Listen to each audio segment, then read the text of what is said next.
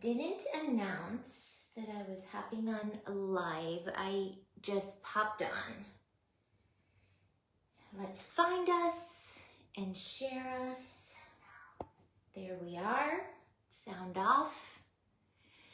Yeah, so I just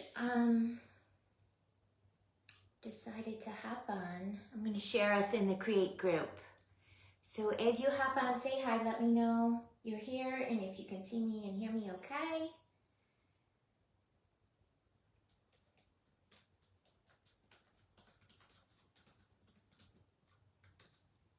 All right, shared.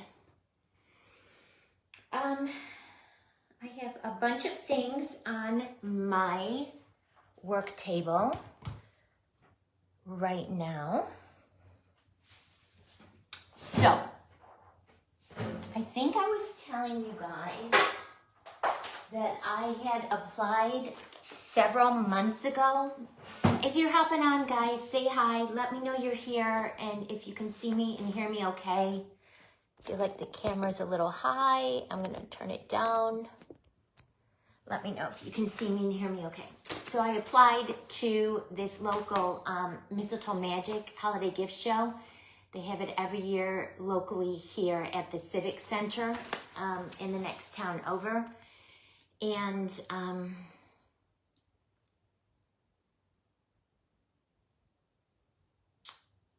Saturday, November 9th and 10th. That's good, because I thought it was the first weekend in November. It's actually the second weekend, so that gives me one more week. So anyways, I applied to be in the show. It's juried. They have to jury your handmade items. It's only handmade items. And then you either get in or you don't. So I got in, but they gave me an outside space. So I declined it because I could not. Hi, Charlene. Welcome. I could not have any of these delicate foam clay sprinkle glitter items. Hi, Jenny. Welcome. In an outdoor booth because it's rain or shine, and then it's 2 days, so you have to leave your stuff set up overnight, and there's no way I would take an outside booth because it probably would rain, my luck, and there's no way I would leave these little delicate fake bake items sitting out overnight. This time of year, that the heavy dew that we have, I mean, they would just get ruined. So I declined the spot, and a couple of days ago, I got a phone call. I didn't recognize the number. I almost wasn't gonna answer it. And it was the committee letting me know that an indoor space opened up. Someone had to drop out, and did I want the space? So this was the day after I did my live sale, and I sold $300. Hi, Quincy. I sold $300 of fake bakes and stuff, handmade stuff.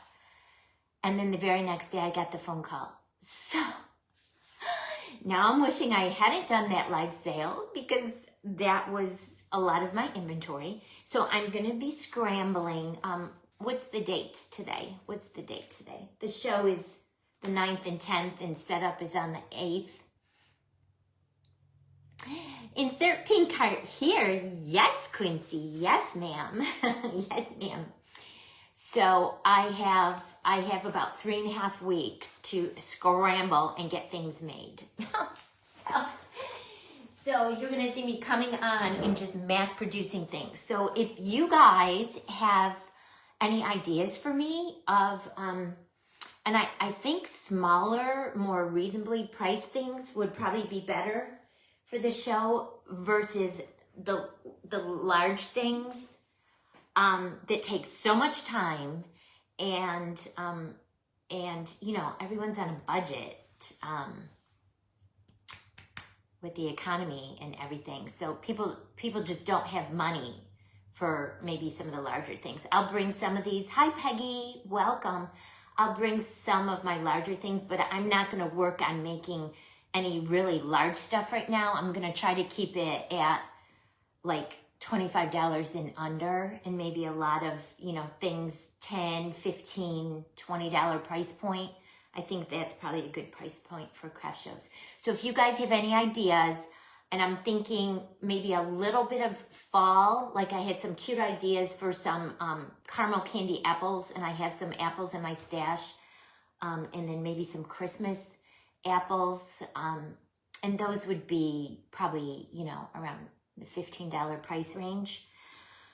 And then I sold all 3 of my extreme macarons on my live sale this week. So yesterday I was scrambling before I shipped them out to reproduce them. So I would have some, you know, a little bit nicer. Hi, Nikki. How are you?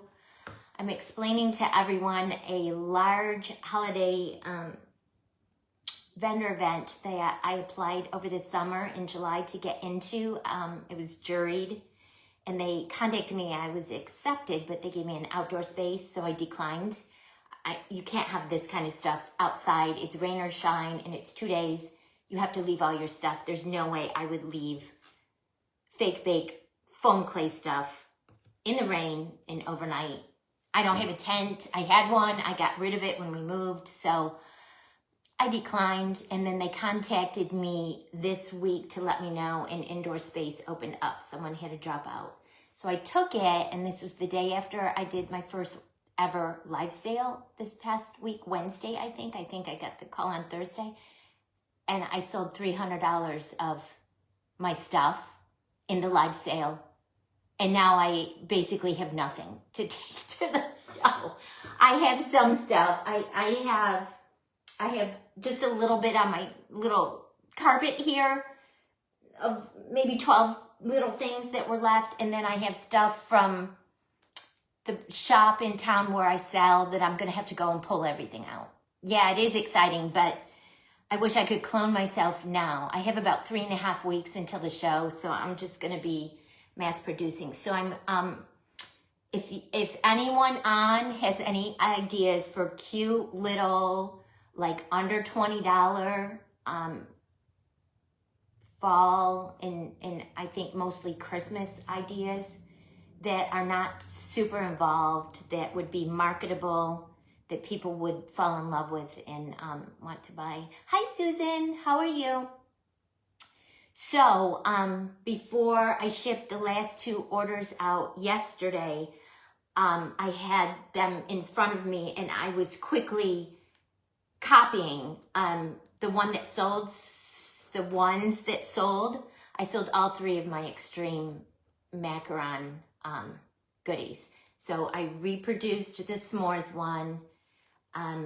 It's still tacky and wet. We're going to add the glitter to the middle. The one I sold had a pinwheel. I had a lollipop made in my stash, so I just put the lollipop on this one, but it came out cute. I had all the elements made. I had the little turtle with the macaron made. I had the ice cream sandwich made, the lollipop, the graham cracker cookie, the thumbprint cookie, and the 3 little Hershey chocolate bars.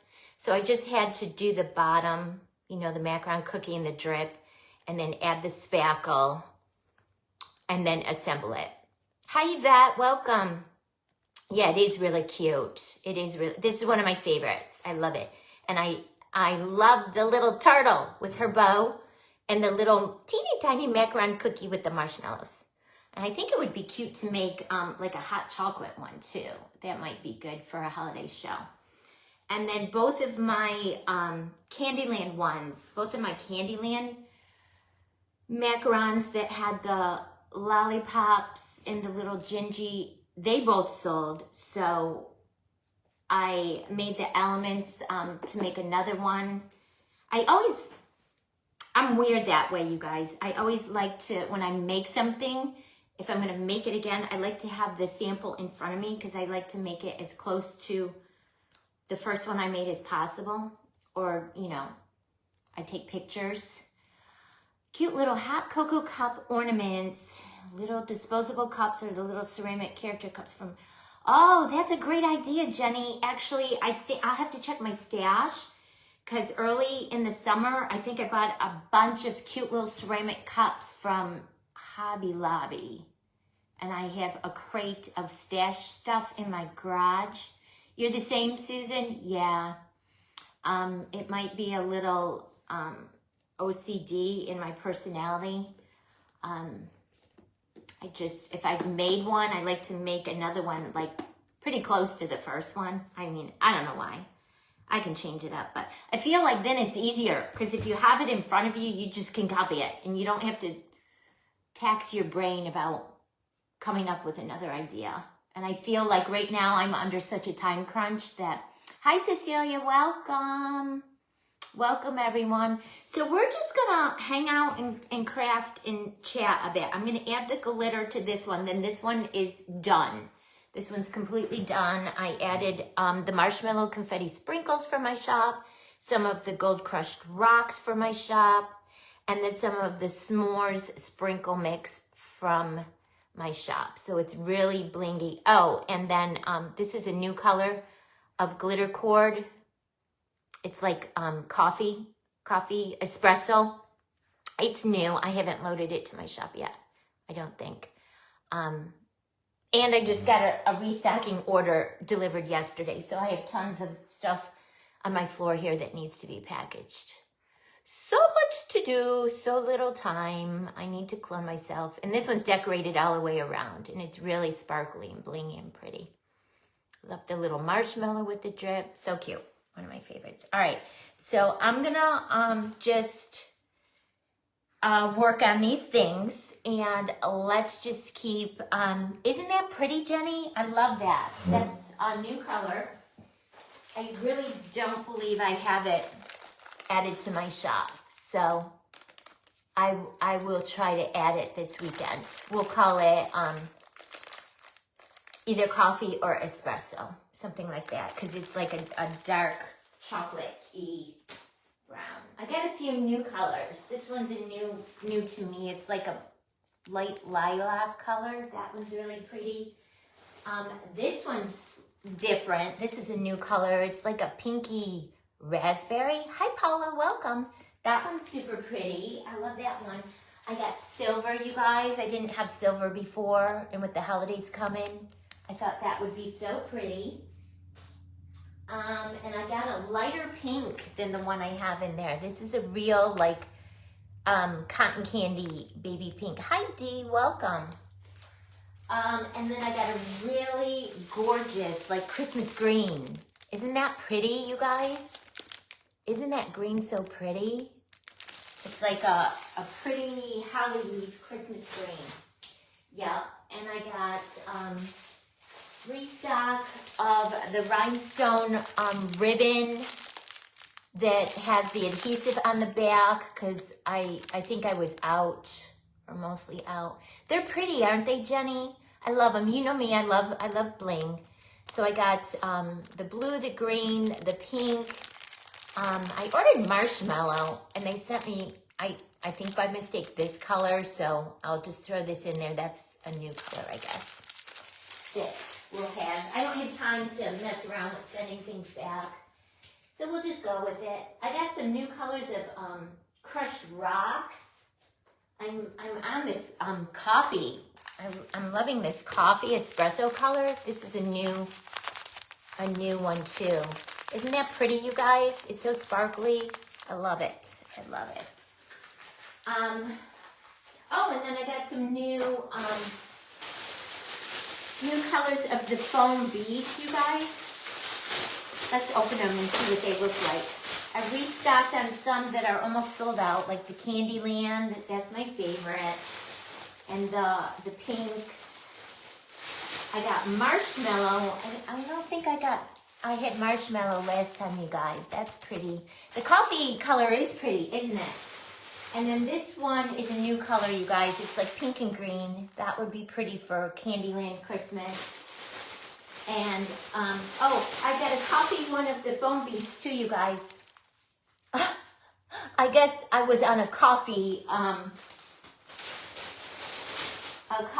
was thinking about coffee when I was placing my order. And then this one's new. This one's so pretty. It's like a baby pink and a yellow.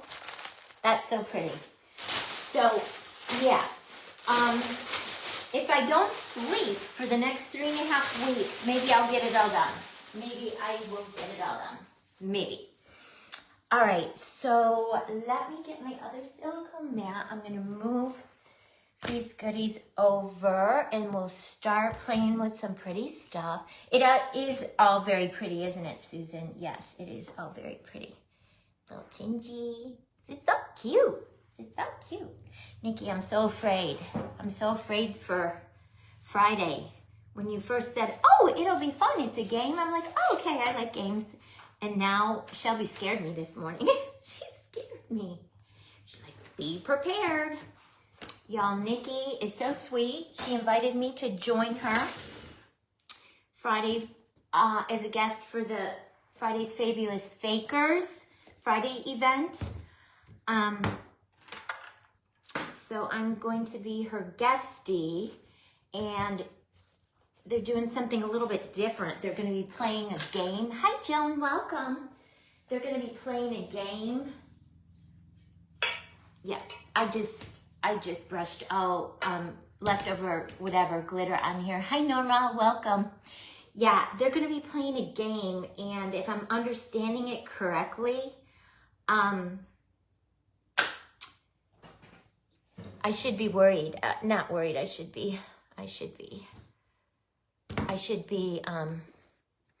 scared. Everyone's saying, "Oh, I'm gonna be scared," because Shelby's gonna spin this wheel. She's calling it the Wheel of Misfortune, and it sounds like there's gonna be all kinds of like crazy scenarios on the wheel, and then we're gonna be assigned like a theme that could be like super crazy. Like one of the girls was saying last time she had to create something that was a chocolate superhero with an eyeball or something.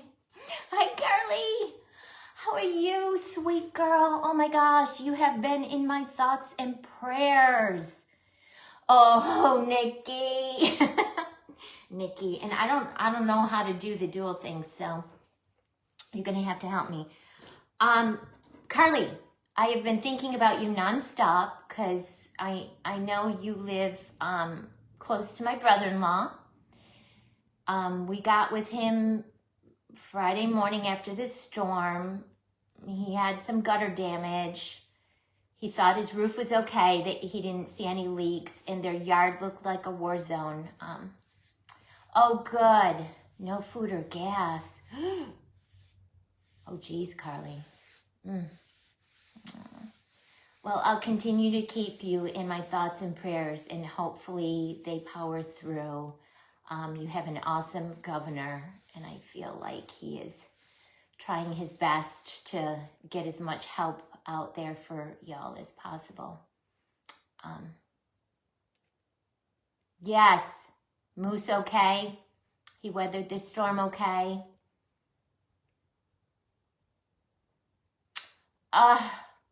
Carly. Hi, Tracy, welcome.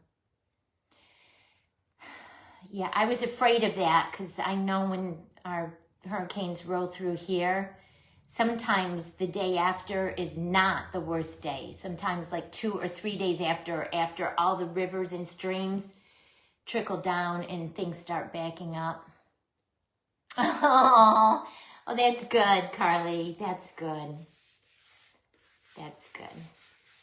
Well, sweet friend, I will keep you in my thoughts and prayers. If there's anything that you can think of that I can do to help, please let me know. I know I'm several states away, but I mean, I could send you some boxes of granola bars or power drinks or something. If you get desperate and need some help, please let me know if there's anything you can think of. Of course he was, yeah. He rolled with the punches, huh? He was living his best life. All right, let's throw some glitter on the middle of these macarons while we're talking. Yeah, and I'm sure just the cleanup in your yard, Carly, is just like overwhelming. Oh, that would be amazing.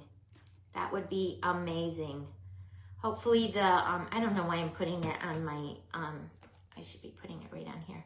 Hopefully the grocery stores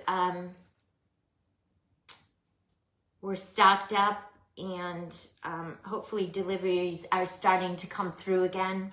I know that's always, when we had Hurricane Fran come through here back think it was 1996, we were without power for 3 days and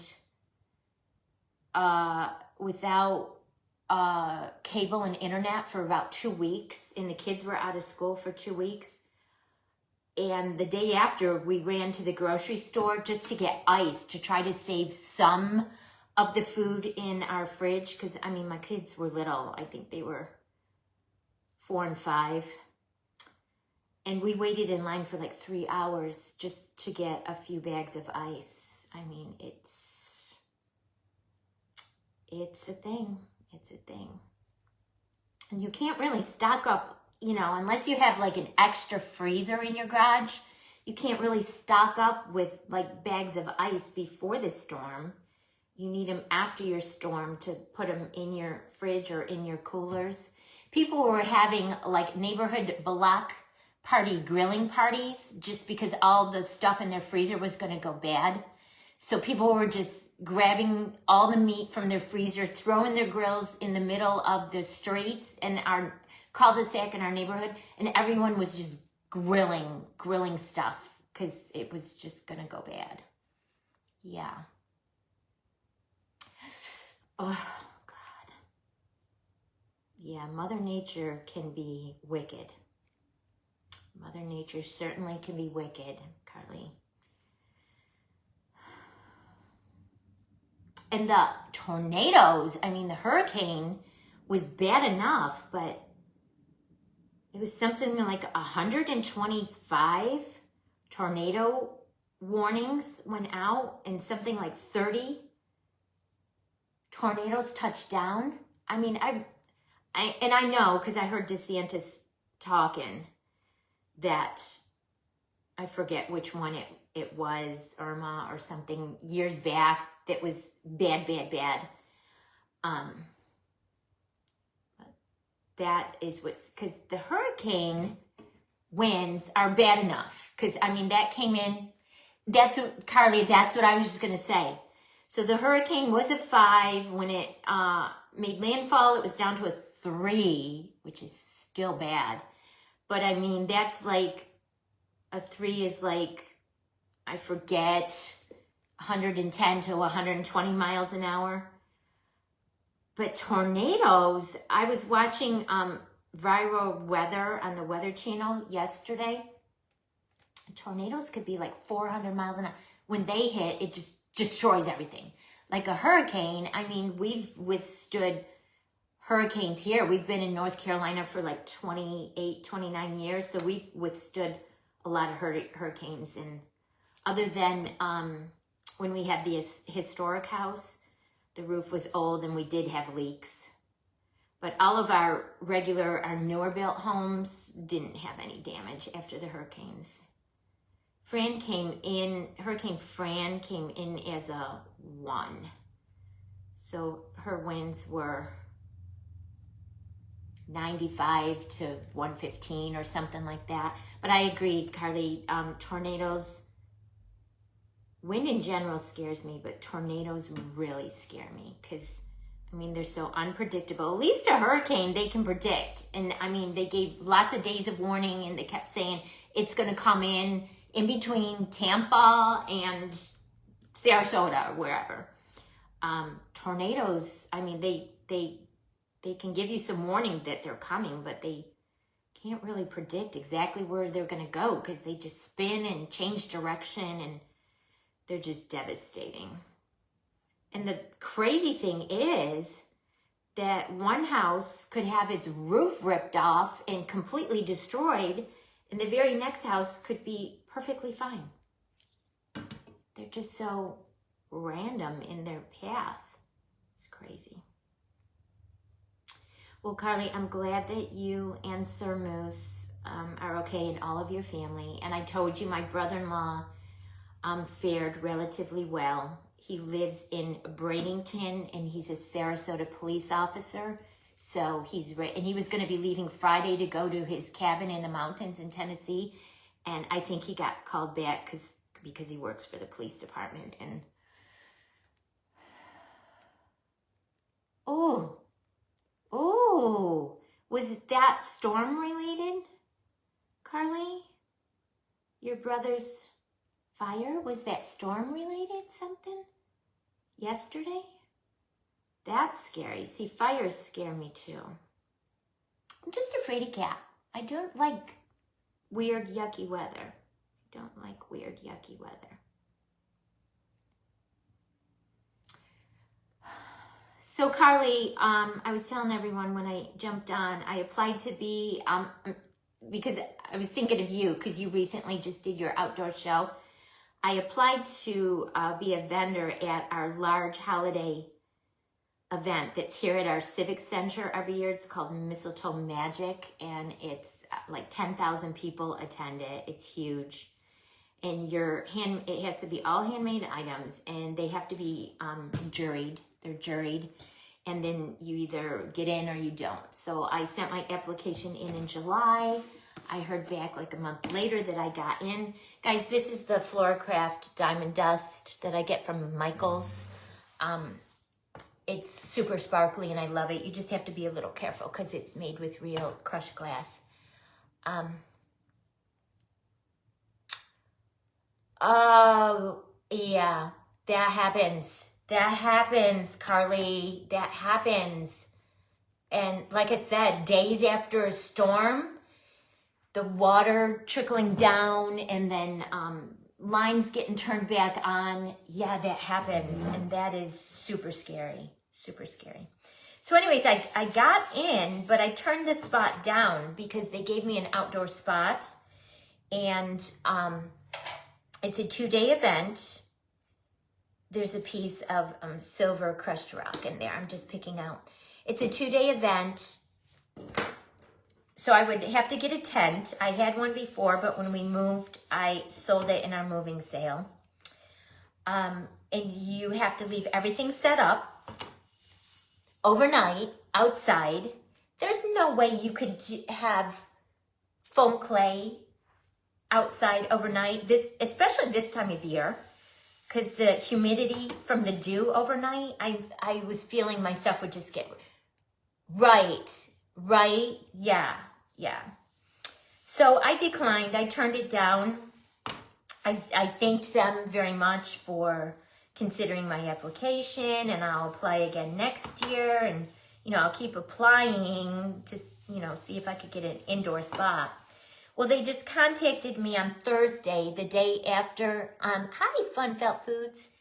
The day after I did my first ever live sale on Wednesday, I got the call on Thursday that an indoor spot opened up. Do you want it? I'm like, okay, sure. So now I have 3.5 weeks to scramble and make stuff because I sold $300 of my handmade and my fake bake stuff on my live sale. Had I known, I wouldn't have done my live sale. So, I'm looking for ideas, you guys, of stuff that would be quick and easy, under a $20 price point, because I don't want to go in with a lot of high-priced, larger things, because, everyone's on a budget. Our economy is so topsy-turvy bad right now, and people are on a budget, myself included. Yeah. Well, I said yes. This will be my first time for this one because we're in a new area. So pretty, you guys. That Floracraft Diamond Dust glitter is super chunky. That's the stuff I've been putting on all my Candyland stuff I've been making to put for my outside decor for Christmas this year. Because it's super chunky and I feel like it'll show up so pretty. This is gonna make a mess. I feel like it'll show up so pretty outside because it is so much chunkier than regular glitter. Nikki, I get that from your mothership, from Michael's. That's the only place I've been able to find it. And someone recently was saying that they couldn't even find it in the store anymore. I order it from the makers section on Michael's because I used to teach classes at Michael's, so I think I'm still on their maker site. And I ordered like an 8-pack of it this last time when I ordered. Yeah, that was my first ever, so I didn't know what to expect. And I did it once in the afternoon for the afternoon girls, and then once in the evening for the ladies that work during the day. And I was so pleasantly surprised. Like I said, I sold a couple of bigger things, you know, and I reduced the prices on everything. That always helps too.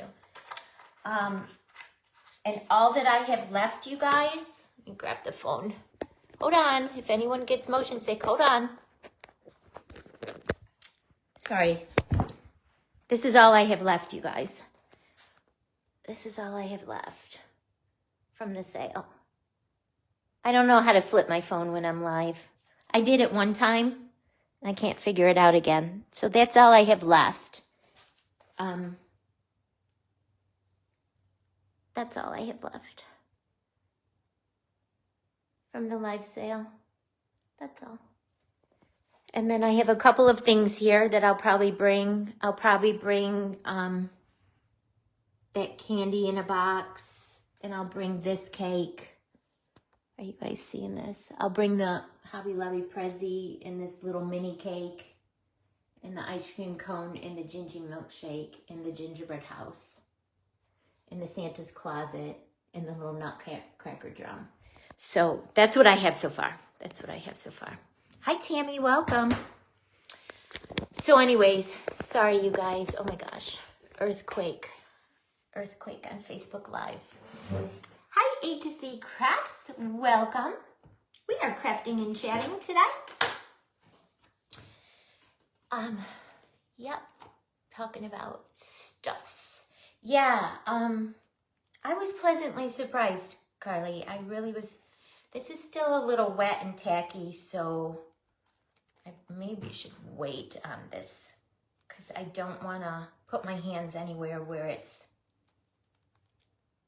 I'm going to wait on glittering this one, you guys. The bottom is still super tacky, and the spackle is dry to the touch. All of these are dry because I made them weeks ago, but I just don't want to mess it up. So I'm going to let this continue to dry for a few more days, and then I'll go back and I'll add the chunky glitter in the middle. Maria, I know you tell me that every time. Hi, Lucy. You tell me that every time, and I forget. I am so sorry, and I do apologize. But welcome. Thanks for hopping on and joining. We are just crafting and chatting. We'll put that over there. I put the smaller one off to the side, you guys. We'll let it dry a little bit more. What are you doing today, Lucy? You have been so busy, so busy. So busy. Your cute little football things you shared yesterday were adorable. Okay. All right, so now I want to glitter the lollipops. I'm going to write it down so I don't forget next time. I have a little cheat sheet for new to me friends because I know a lot of people go live from their business pages. I was not doing that. I just recently have started doing it. I do have you written down. Hi, Mince. Look, you're right there. Maria. See, I told you I knew. I told you I knew. Oh, sometimes it's hard to live in my brain. I got these, you guys, from, I got one of these large ones, and then I got, like, when they did their 4th of July Hobby Lobby 50% off. Then I got some smaller ones. I thought these would be cute with little gingies on them. And then sprinkles and ribbon and decorate. So I'll be working on them. I have lots of ideas, just not a lot of time. So it'll be fine. It'll be fine. It'll be fine. Hi, Marquita. Welcome. I do have like a 5-foot tree. Started to use air dry foam clay. How do you smell cracks wood? How do you fix small cracks when you're forming the project? Was that your question, Maria? So a couple of things that I've learned, and I'm in my first year just working with foam clay, so still learning, but it all depends on what kind of air dry foam clay you use. So Model Magic is not foam clay. Model Magic is air dry clay, but not foam clay. I think it probably has some foam ingredients in it, but it's completely different than air dry foam clay. And I found that out because way back months ago, I mixed some Model Magic with some foam clay to like stretch one of the colors I was using that I was running out, and it seized up like into a brick. So I put a question out in a Q&A, and that was the answer. The answer came back, oh, Model Magic is not air dry foam clay. Model Magic will crack when you use it on larger applications. So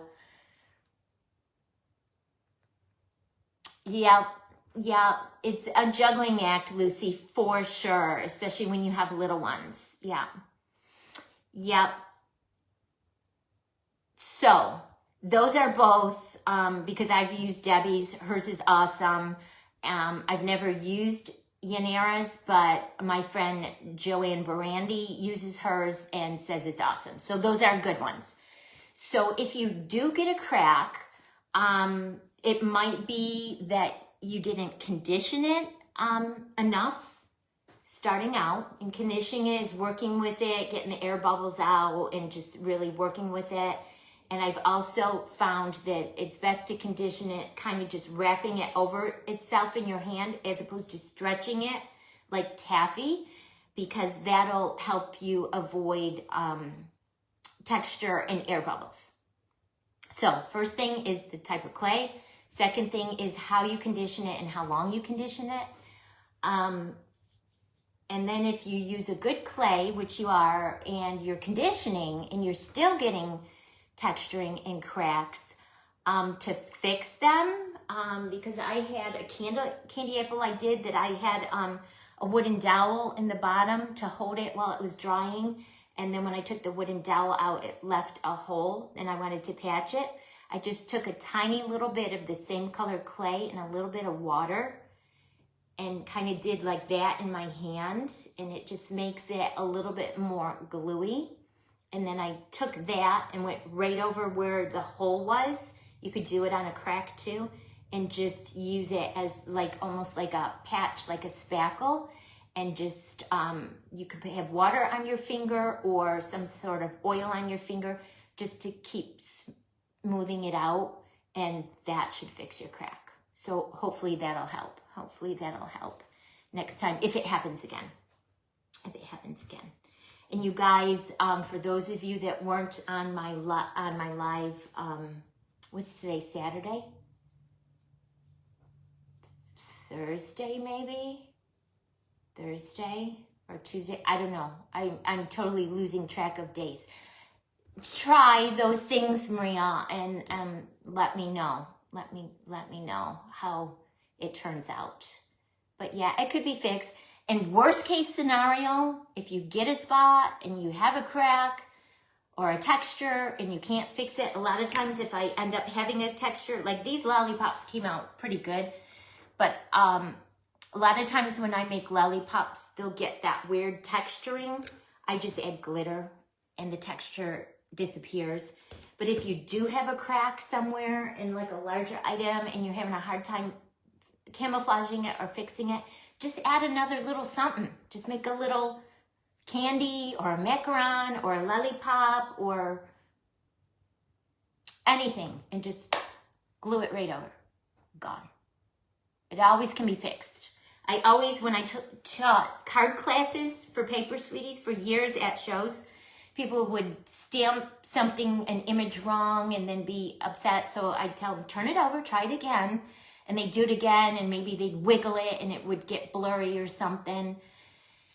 and everyone would just have one, you know, kit for the class. But like, do you have more? Do you have more? And, you know, I didn't. So I would tell them, there are no mistakes in paper crafting. There are no mistakes in crafting and making handmade items. They're just opportunities to add glitter. So you guys know I love glitter. So if you have something small that can be fixed, like a texture with glitter, and I love that real chunky floor craft one. Otherwise, if it's bigger, try to fix it with that little clay and water paste fix. And worst case scenario, if you can't, just make a little something depending on what your project is and put it right over this spot. You know, if it's a cake, you can make another sweet or candy. If it's something else, you can maybe add a trim or a jewel or some glitter rope. Yeah, if it can't be fixed, just cover it up. Just cover it up. I would not throw your project out, because things like that can always be fixed. They can always be fixed. All right, let's add some glitter onto these 3 little lollipops, and then we're gonna, I got my spackle ready to go. We're gonna load this little cutie pie up and assemble it, put it together, put some sprinkles and confetti sprinkles and stuff on it, and then this one will be done. Like I said, I had 3 of these, the one s'mores one and 2 Candyland ones, and they sold in my live sale. And then, hi Barbara, welcome. And then the very next day I found out I got into that craft show. So I'm gonna add a little toothpick now to the bottom. I'm not doing a larger skewer or dowel or paper straw, because these are gonna be going into the spackle. So, and I like adding my toothpicks right where your bottom swoop touches your main part of your lollipop. And I just poke a little pilot hole. This one's not super thick, so I'm being very careful to go in straight so it doesn't pop out the front or the back. And then this will be just like an extra little insurance policy for your lollipop to stick into the spackle when I stick it in, because I don't know if it'll go all the way down into that first styrofoam. Depending on how high I put this spackle, the toothpick might not go all the way down in. So, and it gives you something to hold on to when you're doing the glitter. Let's go ahead and do the other 2 while I have my super glue and toothpicks out. And then we can just assembly line everything. Thank you. Okay, so Barbara, we're just crafting and chatting today. I got into a local craft show. I just found out on Thursday. And that was the day after my live sale, and I sold a ton of stuff. So I have to scramble now and remake stuff for the craft show. So I'm going to be doing a lot of chatting and crafting over the next 3 weeks. These are 100% dry. That's why you hear it. You hear it. I made them last night and they dried overnight, but they're not 100% dry. Foam clay takes a good while to dry, depending on what you made. Sometimes a week or 2 to completely dry out. Okay, toothpicks are in. I'm gonna leave that there. Actually, let's go ahead. Let's just go ahead. No, because I want to glitter that one too. So I'm going to wait on that one. All right. Let's go ahead and glitter. So what's everyone up to today? It's beautiful here where we live on the coast of North Carolina today. It is beautiful, blue sky in the 70s, no humidity. I told my husband I wanted to open the doors and the windows, let some fresh air in. He's like, no. He's an air conditioning guy. He's like, no, it's hot out. I'm like, it is not hot out. It is beautiful out. But we're coming right to that time of year when you could start shutting the AC off and opening the windows and getting some fresh air.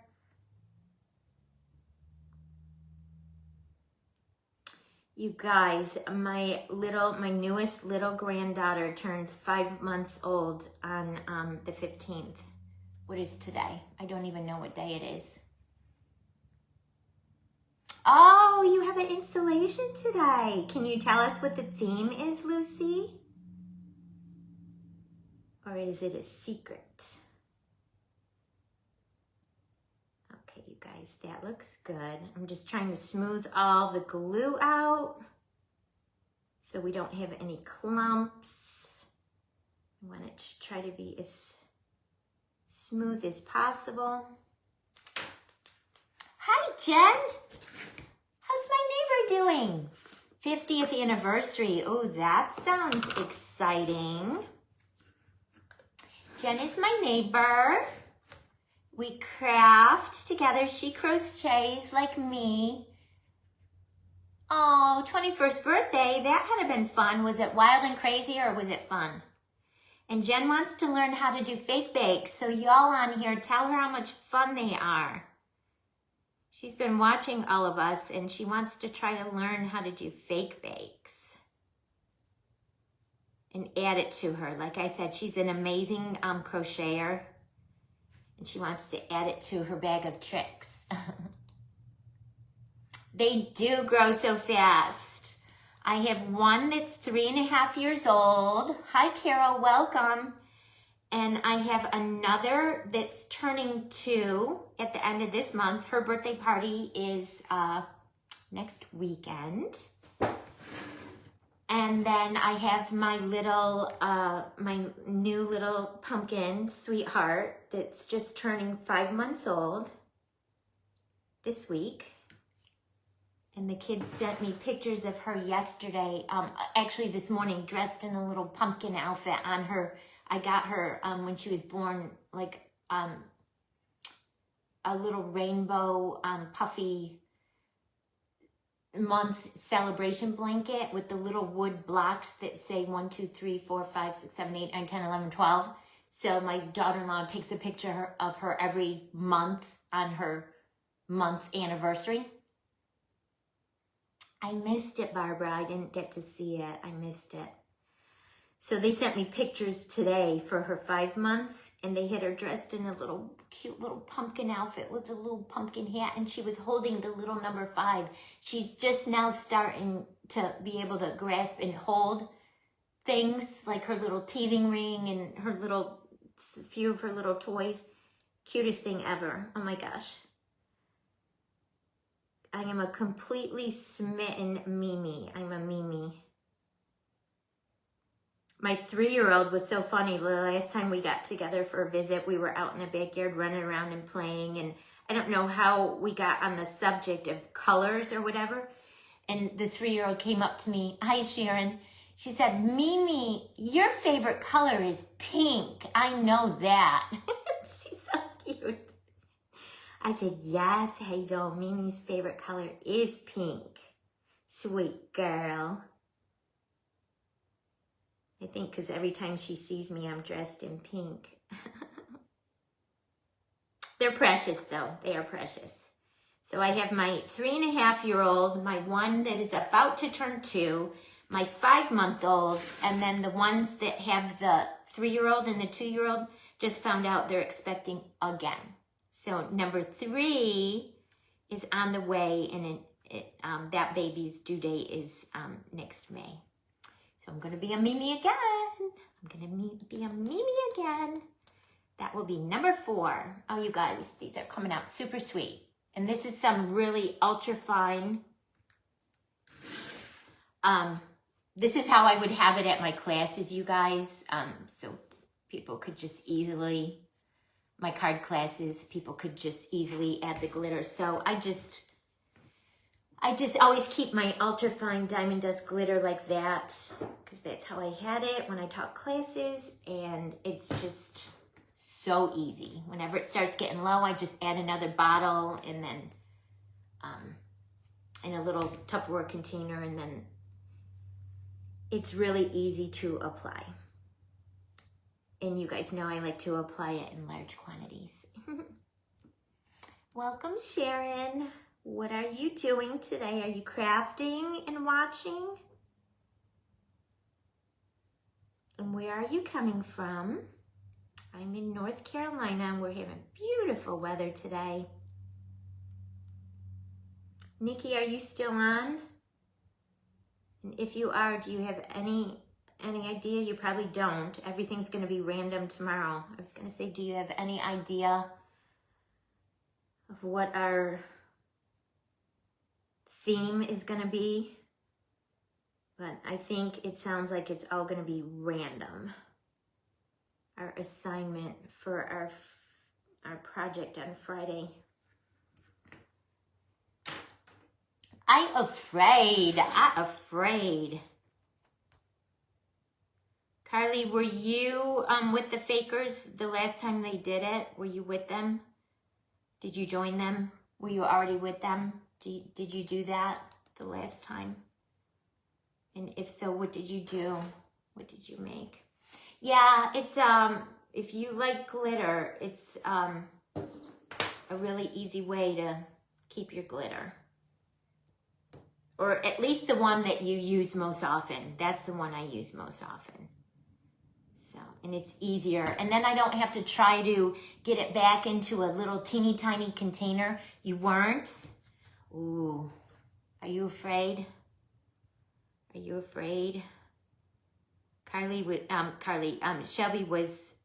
was, and she was like, oh, she was doing the evil laugh when she was like, and everything's going to be random and it's going to be crazy and there's going to be, besides the wheel, there's going to be twists with cards. And she kept going, oh, that real evil menacing laugh. I'm pretty creative. I mean, I've been crafty and doing things. I'm 60 probably for 5 decades. I remember crafting with my grandmother. She's the one who taught me how to crochet. So I'm pretty creative, but I'm not creative like on the spot, if that makes sense. I can think up something creative and run with it. Hi, Melanie, welcome. But I have to have some time. So it's probably a good thing that we're getting our assignments tomorrow. And then we'll have, oh, someone's pulling in my driveway. I have no idea who it is. Oh, they're just turning around. Lovely. Okay, bye. I'm pretty creative, but not on the spot. So like all those baking shows, do you guys, hi Ladybug Faith, welcome. Hi Sarah, welcome. Do you guys watch those baking shows? All the Holiday Baking Championship and Kids Baking Championship? I love them. The ones hosted by Jesse Palmer and Duff and Carla Hall and, you know, all the judges. I love them. I watch them all the time. And halfway through their bake, they'll come in and give them a twist. Like their bake will already be in the oven. Their plan is already made. Everything's in the oven, ready to go, being baked already. And then he'll come in and say, oh, and now you have to add something orange. Or now you have to add licorice or something random. And the people seem to roll with it. I would be so stumped. I would, you know, like I said, I'm creative and I could come up with ideas, but it takes me a while. I'm not quick on the draw.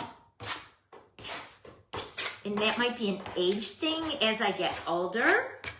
My brain is slowing down, but I don't know. I think I always was like that too. even with conversations, I will tell my husband sometimes like, oh, this and that said this. And, hi, Donna, welcome. This and that said this and that and the other. And, you know, I wish I would have thought to have said this. And he would be like, well, why didn't you say that? And I'm like, well, I didn't think of it until just now. Huh. Okay, guys. So we'll let those lollipops sit off to the side and continue to dry a little. Our Gingie's good to go. I'm not going to add anything additional to her. She's going to hold the lollipop in her hand. So now it's spackle time. I just throw it. Carly. All right, that sounds like a plan. You heard Carly. She said just throw it all on and it'll all work out. All right, Carly, that'll be my plan. If Shelby hits me with, okay, now you have to add purple, and I'm making something with whatever, pink and green, I'll just grab something purple and throw it on. Carly said it's okay. All right, I'm looking around because I want to grab a piece of parchment because the bottom of this is still a little wet, and this craft mat, in the past, things have stuck to it. It's not silicone, it's, yeah, see, that's how I am. That's how I am, Jenny. I probably overthink stuff. I overanalyze and overthink. I'm looking for the back. I did such a good job matching my seams up, I can't really find the back. I think it is right there. I think it's right there. Because everything's real green, white, green, white, green, white. And then right there, it's white, white. So I think that is where my seam was. But I did a good job. I did a good job matching my seams. Okay, guys. I preloaded, yeah, I overthink. Hi, Tasha, welcome.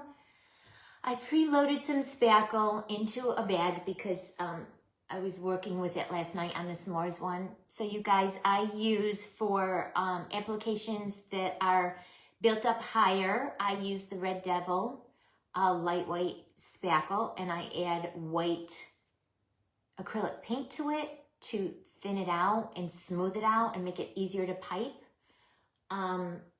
I use the DAP spackle if you're doing like a smooth type application. Thank you, Tasha. Thank you for sprinkling. You're so sweet. Thank you very much. Like if you're frosting the side of a fake baked cake or the top of a fake baked cake or anything that isn't really high built up, then you could use that DAP. But if you're doing something that is high built up, and I learned by trial and error, I had an epic fail when I was doing not that gingy milkshake in the background, that one with the donuts.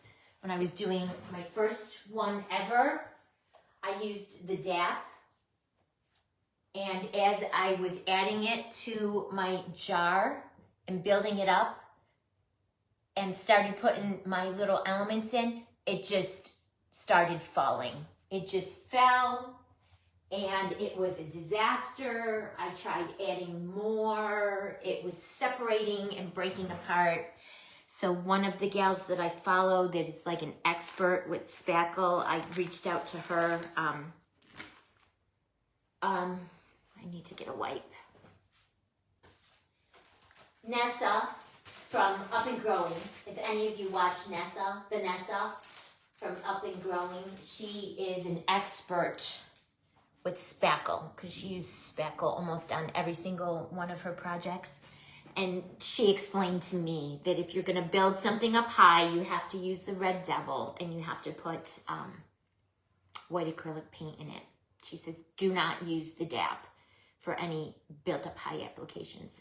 And I also do this too, you guys, to make it easier so I don't have to clean out the tip of my the piping tip. So these are the little finger protectors from the dollar store. and they work great as to put on your tips to keep that spackle moist. And then I put the tip in a piping bag, and then I put my actual spackle in a second piping bag, and then I put that piping bag into the first one. And then this way the spackle doesn't actually touch that tip, because that tip is in the first plastic bag. The second plastic bag, you're just gonna snip a hole in the tip, and that is where your spackle is gonna come out from the second bag. Then you don't have to go back. It's not so hard to go back and wash your tip out. And then a lot of times that first bag, I will just throw it out when I'm done, like empty it out and throw it out. Because I hate washing spackle. And you guys know you have to take it outside and use like your garden hose outside. Do not do it in your kitchen sink, because it'll ruin your pipes. All right, so this might be, I'm looking to see if I have a scrap something. This might be hard to get out at first, because I started working with it last night, and I let it sit overnight, but I put the pink little tip on it, and I wrapped it in a plastic bag, but we'll see. We'll see. Take that off. And I am going to go around and build this up pretty high, and then we're going to set our elements into it. Oh no, it's still soft. It was a little hard at first to push out, but I feel like it's still soft. And adding the white acrylic paint, you guys, to the Red Devil really makes it super creamy. And I have to stand when I'm spackling, you guys. I have to stand. Makes it super creamy. And I just kind of, I don't do any like fancy decorations. I just kind of do little rosette circles and go around and then and build it up, and then on the top you'll see I'll just do little, just like almost like a spritz cookie. I mean, if that makes sense. Okay.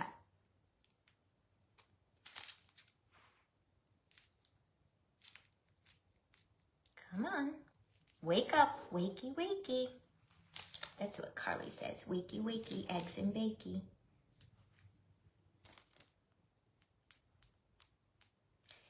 And it's coming out the top. Lovely.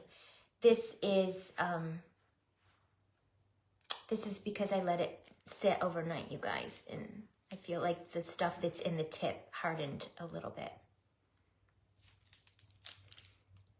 I love spackle, but I hate it at the same time, if that makes sense. Hi, Liz. Welcome. Do you guys feel like that too? You love spackle, but you hate it at the same time. I love it, but I hate it at the same time. There we go. Oh, and there's an air bubble. Yeah, it's pretty stiff, what I left in there overnight. I feel like the new stuff I just put in today is a lot softer and creamier. So once we get to that, it'll come out a little bit easier. Oh, we're getting to it, because now it's just flowing out good. See the difference, you guys? Oh, Carly, you don't? Have you never worked with it? Look at how pretty, you guys. Can you see? It's like frosting a cake. And then I'm gonna go around and add like a second higher layer to build it up a little, and then we'll add our elements in and call this one done. See how easy it came out though after I got to the new stuff I just put in? It was just getting that left in the tip from last night. It was just getting that out. That's all. That's all. All right, so I probably am going to do more with spackle tomorrow maybe. So I'm just going to put the tip back on it again.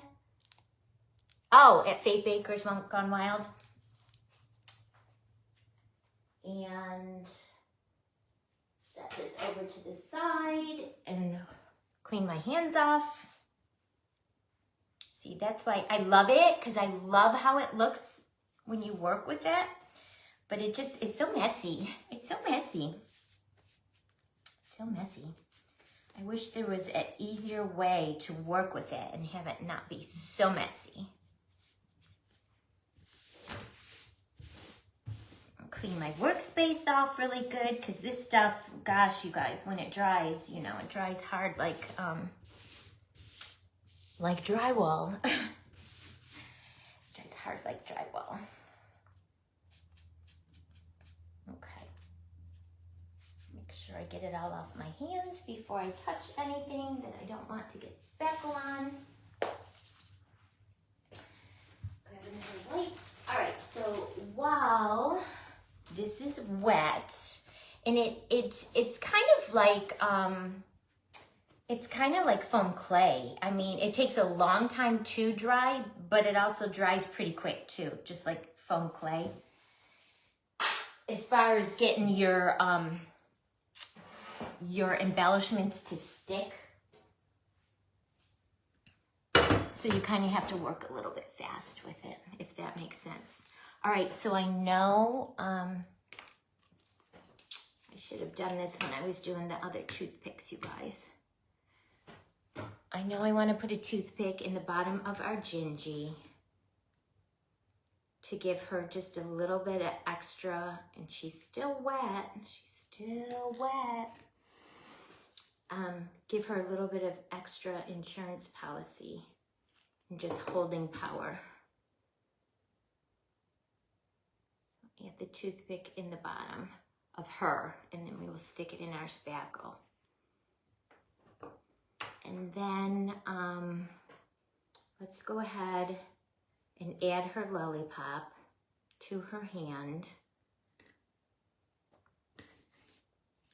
She's gonna hold the little lollipop, so I kind of want it right there.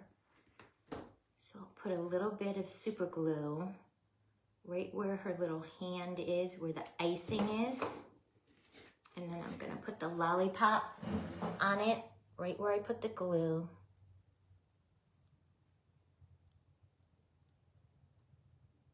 And I'm gonna hold it until it grabs. Oh, okay, Nikki. I saw yarn is on sale this week at Michael's. I think it's buy one, get one 50% off. I find some Bailey. See Carly.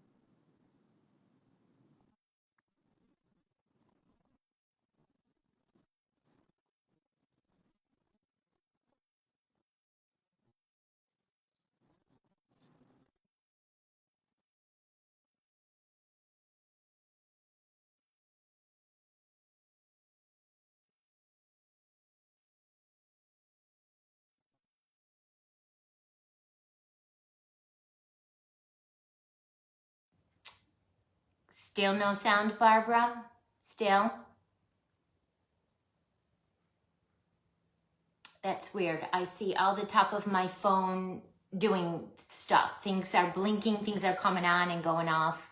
Still no sound, you guys? Am I back, Jenny? Can you hear me? Can you hear me? Okay, good. I'll keep going. That was very weird. That was very weird. I don't know. Could be a Time Warner cable issue. It's beautiful. It's not windy. We upgraded everything. I got Wi-Fi boosters. I have one right in my room here. I purchased a new phone. Several weeks ago, we spent ungodly amount of money upgrading our phones, our Wi-Fi, our bandwidth, our everything. We got $300 worth of mesh Wi-Fi boosters, and I've got 3 of them downstairs, 1 upstairs. I got a new phone. My husband got a new phone. I had an 8, and I upgraded to a 15. He's like, yeah, you know, you need a new phone because you're, you know, everything, even your video quality is not good. I'm like, okay, whatever. All right, so Gingy has the toothpick in her bottom. She has her lollipop glued on. I think it's good.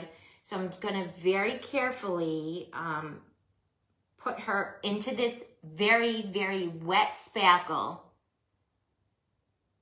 And so you want to get your placement, eyeball your placement, because once you start sticking it in, if you make a mistake, you're going to have to scrape your spackle off and then go back and re-add it. So you kind of, you know, want to get your placement. I think she will look cute right there. And I want to push her in until I start feeling resistance. She is adorable, isn't she, Barbara? You could stop right there because, I mean, how precious is that, you guys? Precious. But we're going to add the lollipops and then some sprinkles. And I need to get going here before my spackle dries any further. So I'm going to add this one right here.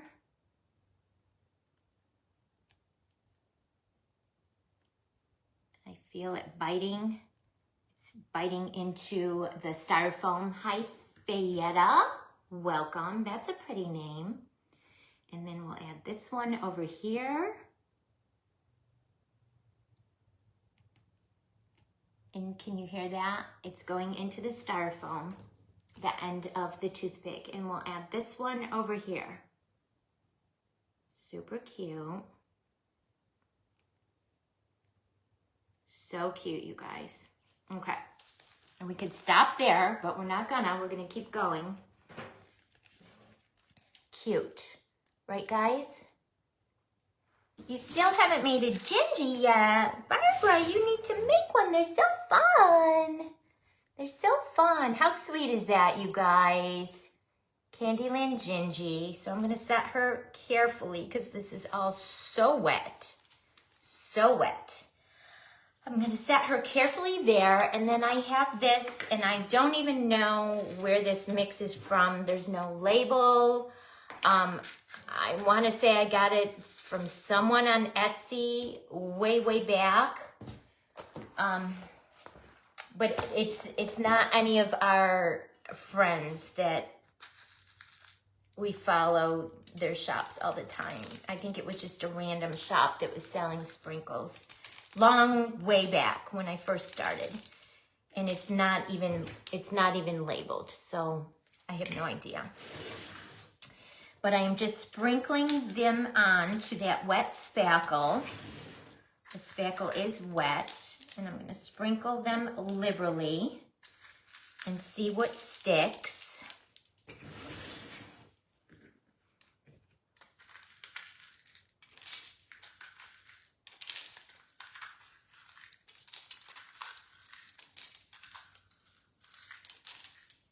Okay.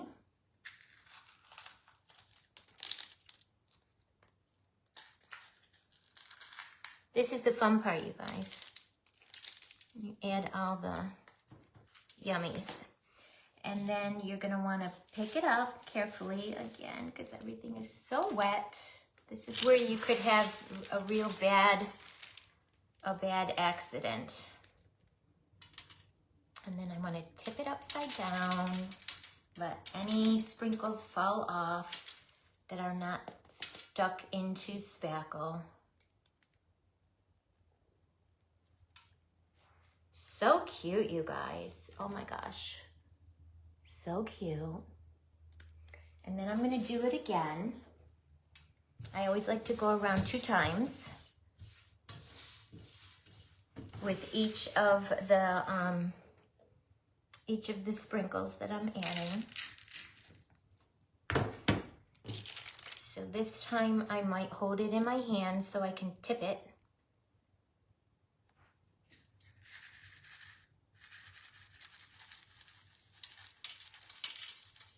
I like a lot of sprinkles. I mean, you guys don't have to put as much as I do, but I like a lot of sprinkles. And again, I will tip it and give it a light tap. Be mindful that your spackle is wet, so you don't really want to get your fingers in it. Okay, that is super cute, you guys. Super adorable.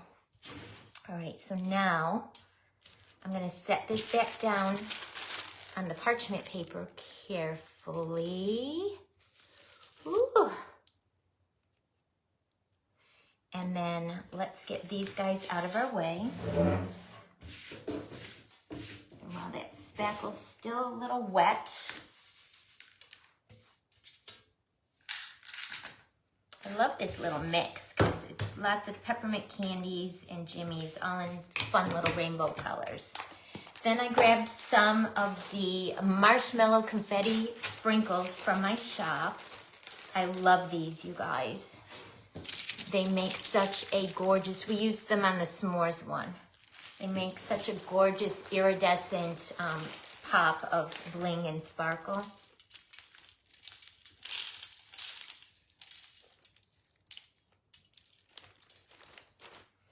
I'm gonna pick this up again so I can tip it. And if you have the time, you guys, I would definitely let your bottom macaron cookie dry before you start messing around with all of this. It'll just make it easier on you if you let your bottom macaron cookie dry a little bit.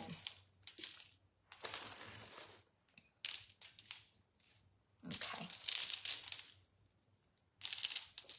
Tip it upside down. Gently, gently, gently tap it off.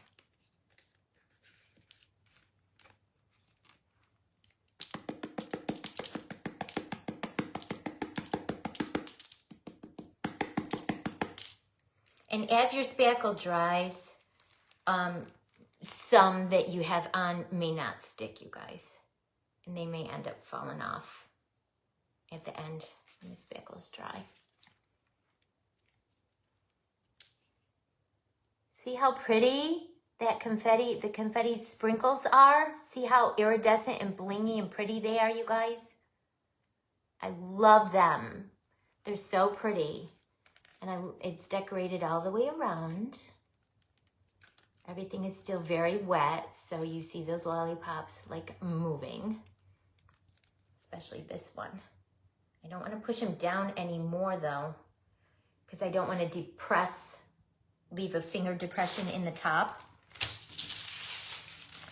All right, and then I grabbed some of the Candyland foam beads. And I was thinking I might try to add some of those. We'll see. Let's see. Let's see what we think. Let me get those out of our way. They're so pretty though, you guys. The confetti sprinkles are so, so pretty. So pretty.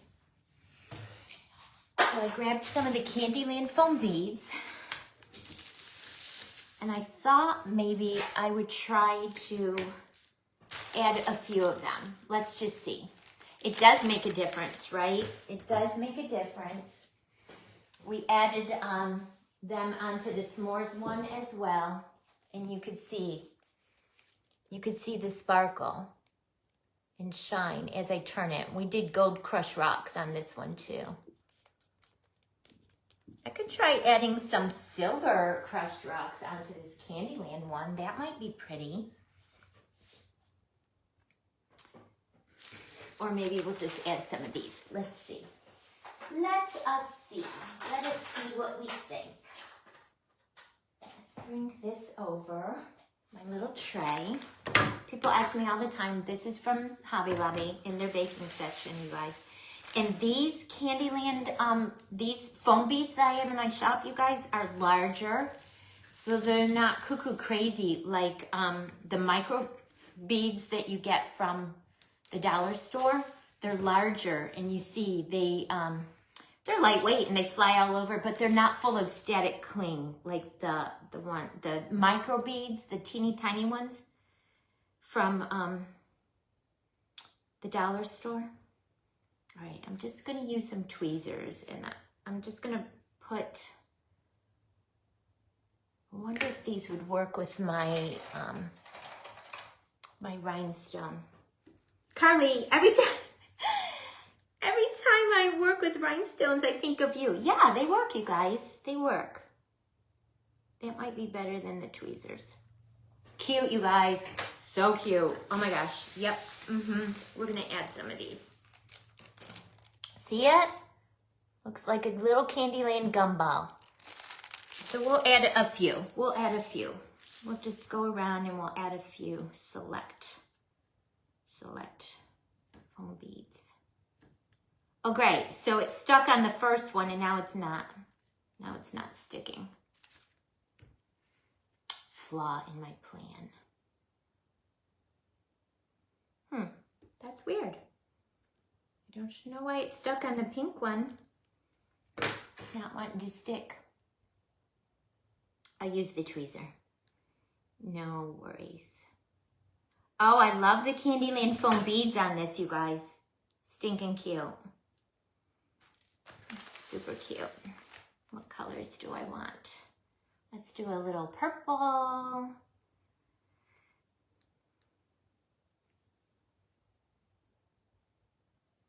And they're different sizes too. There's like a large, a medium, and a small, all in this mix.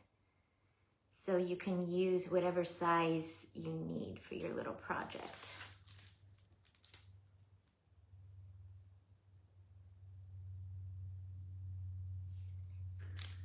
Perfect. So cute, you guys. Can you see them? Can you see them? You see the little gumballs? The little foam beads? And they're the perfect colors. So I'll just add a few more and then we're gonna call this project done and move on to something else. Oh, my husband is back.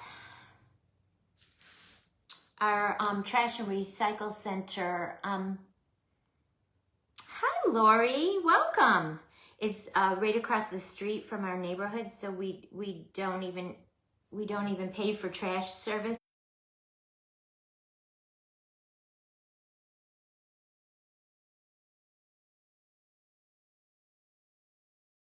Just the perfect size and the perfect little pop of color. And they go great with all the colors and the sprinkle mix and everything that we've added to this so far. Super cute. It just ducked out again, you guys. I have no idea. It's not even windy here. I have no idea what it's doing. I apologize. I'm so sorry. I know that's frustrating when you're trying to watch something, especially when you're trying to learn. I do apologize, guys. All right, and maybe one more pink one over here. And then I'll lift it up and show you again. Let's see, I want a big pink one. There's one.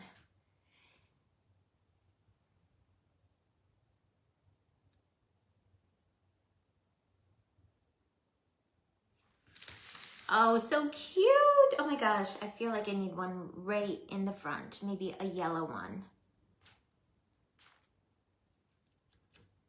Maybe we'll throw in this yellow one.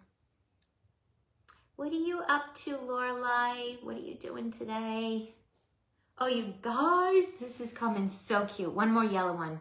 See, that's how I am. I don't know when to stop. I just keep going. I just keep going. More is more is more is more. I don't know when to stop.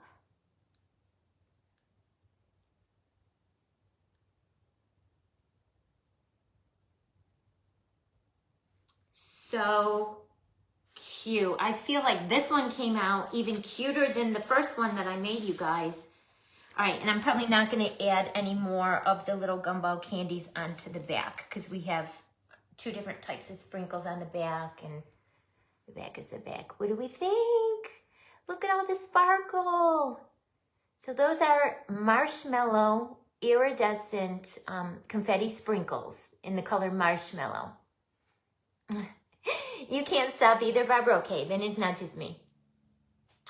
The peppermint mix is not from my shop. And then the little cotton candy foam beads are from my shop. And I have different colors, but did I say cotton candy? This is the Candyland.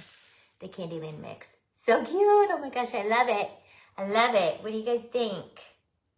It's so sweet, right, Nikki? So sweet. Wouldn't it be great if we got something like this for Friday? Where we could just run with it? I'm afraid we're going to get something so random and quirky and weird. I'm going to be stumped. I'm not going to know what to make. So sweet. And I love the sparkle. Hers is cute with her lollipop. And then the lollipop's in the background. Lots of that chunky glitter. Very, very sweet. Very, very sweet. So I'll be on tomorrow at 10 on Shelby's little group live thing to get our assignment. Oof.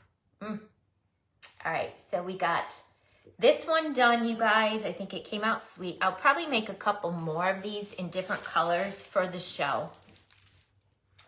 Just because I feel like the Candyland ones will probably go well at the show. And I'll keep them reasonably priced. So we got the s'mores one.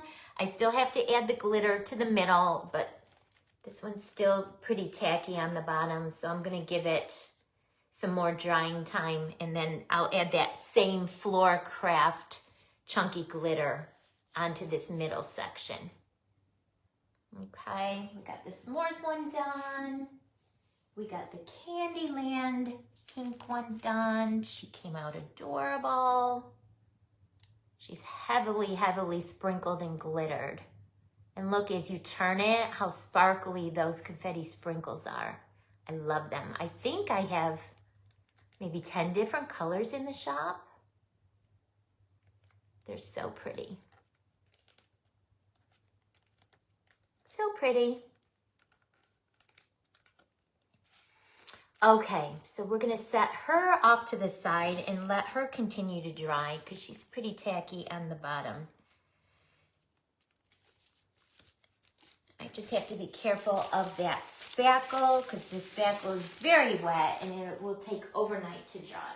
So I'm gonna set it over here so I don't knock into it. All right, so what other ideas did we have, you guys?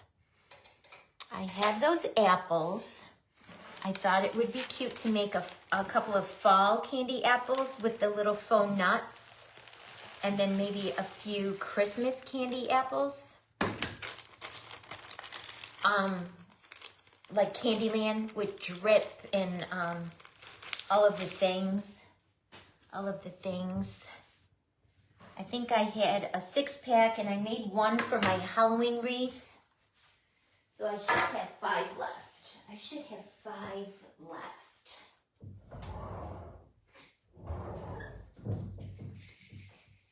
And I think these would be good, like craft show things. Don't you guys think? 5 left. So I saw, I think on Pinterest, where someone did a fall one.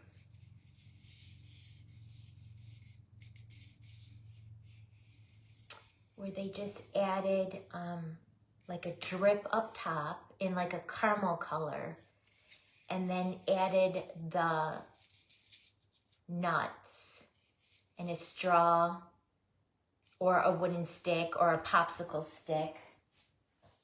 I only have small popsicle sticks. I don't have the large ones. Like that might work. Hi Linda, welcome.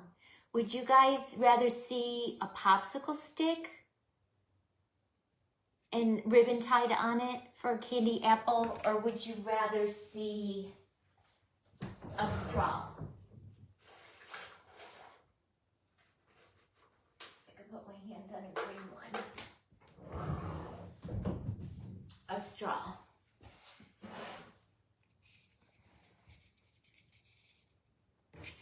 Or maybe do the fall ones with the nuts with a popsicle stick. And then do the Candyland Christmas ones with a straw. What do you guys think? I know whatever, the stem has to come out. The stem has to come out.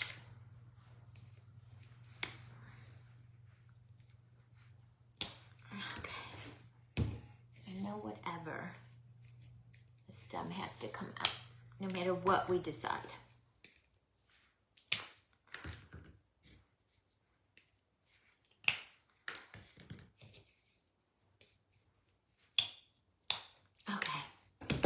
Stems out. I broke that one, unfortunately, because you guys know I'm a pack rat and I like to save everything. Nikki, we may need these for Friday. we may need these for Friday. We might get a twist where Shelby tells us to add a stem to our superhero with an eyeball and Candyland. Need those. Oh my god. Oh my god. Yeah. All right. Hi Ivy, welcome. So we'll table that. We'll come back to that. So I want to get some of my carameliest colored clay and my drip cookie cutter. So let me grab my cookie cutter from my other closet and caramel clay I have here. All right, give me 10 seconds. Hi, baby. Hi.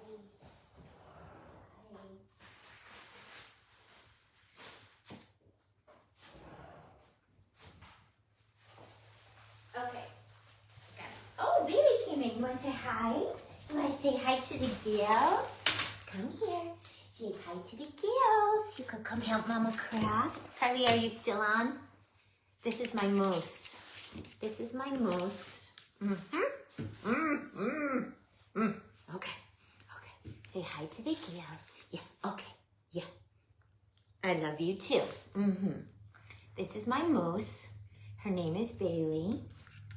She's 7 years old and she weighs 7 pounds.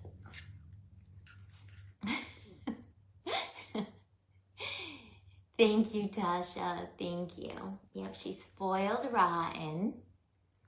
I have a little puppy purse and I take her everywhere with me. She goes to Hobby Lobby and she goes to Walmart.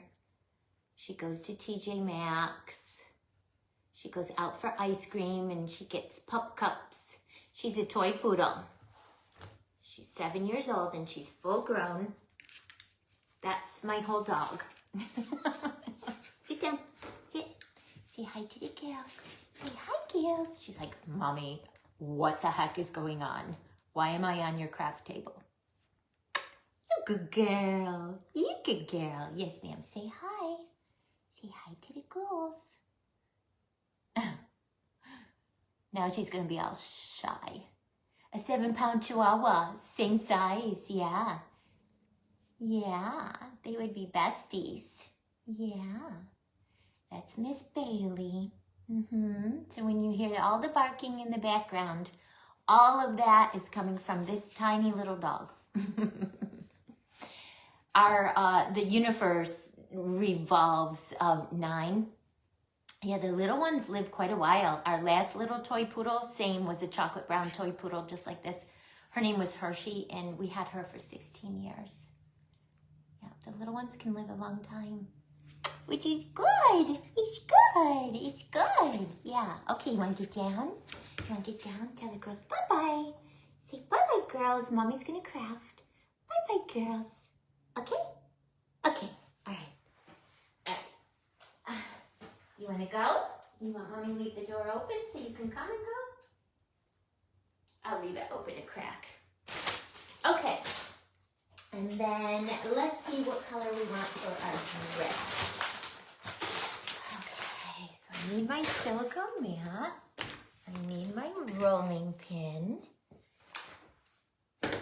And squishing some clay. You guys, Nikki, are you still on? Hold it. Hold the fork. Nikki, are you still on? Nikki is my mentor. Look what I got, Nikki. If she's at work, so she might be popping in and out. I got a bunch of little containers, and I'm going to start on my lives putting my clay in the little containers like Nikki does. Look what I got, Nikki.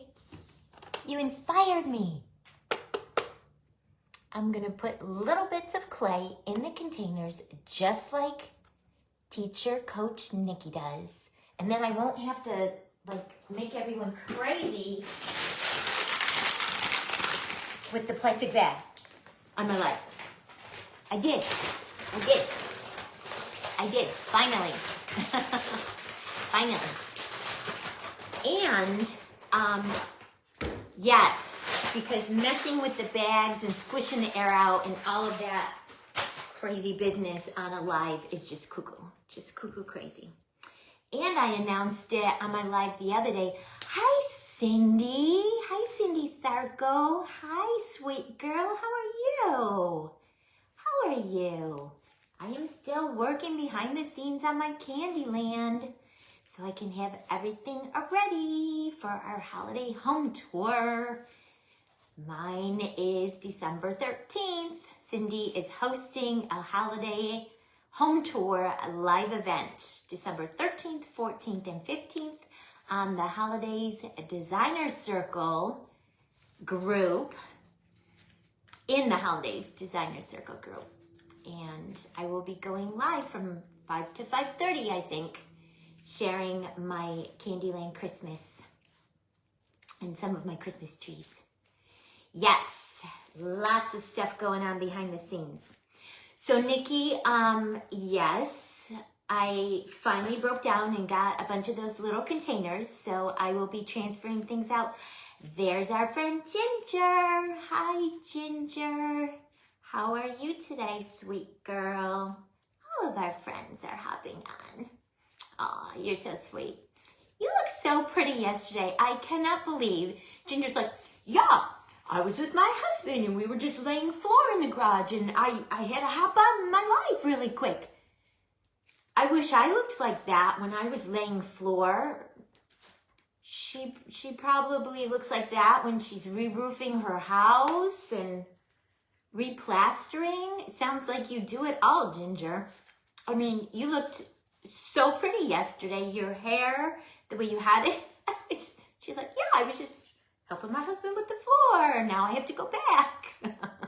Hi, Sandra. Welcome. So I'm working on trying to restock some things, you guys that are just hopping on now. Hi, Leanne. Welcome.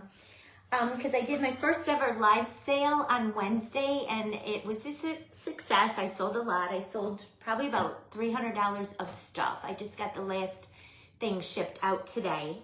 And then I got a call Thursday that the mistletoe magic market in our area that I applied to in July, I got in. It's juried, and I got in, but they gave me an outdoor space, so I declined it. And they just called me back yesterday or Thursday, maybe, that an indoor spot opened up. Do you want it? So I took it, and now I have nothing. Because I sold everything. So now I'm scrambling to make up a bunch of maybe smaller stuff that I could kind of make up quickly to build my inventory back up. So this sold in my live sale. So I quickly, before I shipped it, yesterday made another one up, and I'm letting it dry. I still have to add glitter there, but this little s'mores extreme macaron cookie sold. So I did that. And then we just reproduced this one live this afternoon. We did this together. It's sitting over here still drying because it's still very wet. The spackle is still very wet, so I don't want to accidentally put my fingers in it. But we just finished this one. just a few minutes ago. Putting it together, added the spackle, added all the sprinkles and all the cute little things. And thank you, Cindy. Thank you so much. I still need to get with you because I know we talked about doing a workshop, and I still need to. Isn't that cute? I might could put something like this together and do it like more holiday. I'll get with you. It's just, there's not enough hours in the day. My husband tells me, well, if you didn't waste 8 hours sleeping, then you would have so much time to get things done. She came out cute, Ginger, didn't she? So sweet. So sweet. I love the colors, and I love all the bling. Those are confetti sprinkles from my shop and Candyland foam gumball beads. Super cute. So she's going to take several more days to dry. And now I'm kind of mulling over, thank you. Yes, it is a time waster, isn't it? It is a time waster. If we didn't have to sleep, we'd get so much more done in the day. So you guys, we would love to do something. Well, let's put something together, Miss Cindy. Let's brainstorm and put something together. Maybe we can set up some kind of holiday workshop or something. I'll put my thinking cap on and see what we can come up with. So you guys, Ginger is on, and she is the creator. If you haven't seen yet, go over to her page and watch her replays. She had several where she took an empty plastic bucket and decorated it gingerbread with her beautiful foam sheets, her gingerbread foam sheets, and decorated the outside, and she put a mini tree in it. And I loved the idea because I made mini trees for each of my grandchildren their first Christmas. Mimi made them little mini trees to put in their bedrooms. So you guys know I have a new granddaughter that will be celebrating her first Christmas this year. She turned 5 months old this week, so she will be 7 months old for Christmas, her very first Christmas. So Mimi wanted to make her a tree, and then Ginger did that. Hi, Martha, welcome. Ginger did the beautiful tree stand out of a little empty plastic bucket, which I just emptied 2 spackle buckets, you guys. I should wash them out because they would make cute little buckets to do. Thank you, Tasha. Thank you so much. Yep, I have 3 granddaughters so far, and number 4 is on the way. The new baby is expected next May, and they are going to find out what it is because they have 2 little girls, and my son is kind of hoping for a boy this time. So they don't want to wait. They want to find out, which I don't blame them. 8 months old. Oh, Tasha, congratulations to you too. Yep, so hop on over to Ginger's page. I also shared it in the Paper Sweeties Create group, both of Ginger's tutorials on her beautiful gingerbread one. And I made a gingerbread one for my granddaughter. And then I decided I loved it so much. I have it right here in the corner of my craft room next to my nutcracker that Lydia made for me. Halloween right now, Pinkoween. I decided I wanted to just leave it there all year and just change it out seasonally. So I just got like a neutral little tree, a white tree, and then I'll just change the decorations on the white tree seasonally, and then change the bucket out and decorate a new bucket. The trees are so adorable. Which trees, Nikki? Which trees? Yep, and I'm just, because I love it so much, I'm going to change mine out seasonally and just leave it up all year. All right, so I'm just putting a little oil because this is that one cookie cutter. Ginger is amazing. She works magic with foam sheets, how she manipulates them and gets them to do what she wants them to do, heats them up and moves them around, is truly amazing. All right, you guys, so if you add the oil to any fussy cookie cutter that you have, it will help you. It will help you get it out of the mold. Oh, and you look at that, you guys. I didn't have to fuss with it at all. Thank you so much, Sandra. Thank you. Yep, so when you add the oil to your edges, you see how easy it is to get it out of the mold. I mean, that one didn't stick at all. Sometimes they'll stick and you have to just poke them gently to get them out, but that one didn't stick at all. I must have oiled it up really good. Yeah. And then yesterday I saw Ginger sharing, she made a trio of foam sheet cone trees, and then she decorated them all like traditional gingerbread. They were so pretty. They were so pretty. Yes, Cindy, actually I am going to the grocery store later today to grab some coconut oil. I've been using just Pam cooking spray, because that's what I had in my pantry, and every time I go to the store, I keep forgetting to get coconut oil, but I see a lot of people using coconut oil with good results. Any kind of oil. You could use baby oil, canola oil, olive oil, you know. I think whatever you can find reasonable and inexpensive. You don't want to buy a really expensive oil to use on your fake bakes. You don't want to buy a bottle of $30 olive oil to use on your fake bakes. Yes, so Ginger inspired me and a few others, so much so with that sweet idea that a few of us are running with it. And my dear love bug friend, Carissa, has already made 2. She's made a Candyland Christmas one, and then she made a fall one in s'mores theme that came out darling. So adorable.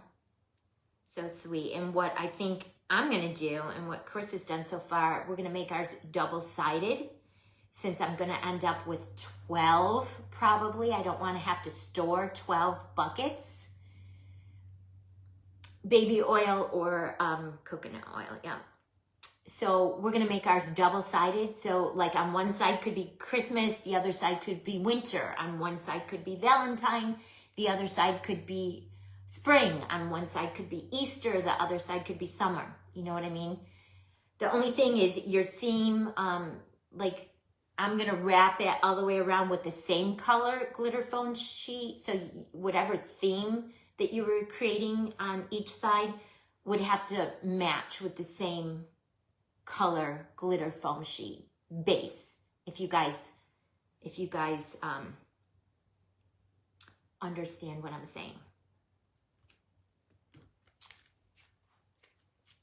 Like for example, the gingerbread one for Christmas, I decorated gingerbread on one side, maybe on the other side, because it's done with the gingerbread glitter foam sheet, then you could do fall with pumpkins or whatever. And then if you did one wrapped with like a pink glitter foam sheet, one side could be Valentine, the other side could be Easter. You know what I'm saying? You know what I mean? Sometimes when I talk, I don't make sense. Sometimes when I talk, I don't make sense. Does that make sense? All right, guys, I'm going to do 2 of the little drips because that's how much clay I have out right here. And then we'll go ahead and make 2 fall ones, and I'll grab those nuts. I meant to grab them when I went and got my stuff, and I forgot.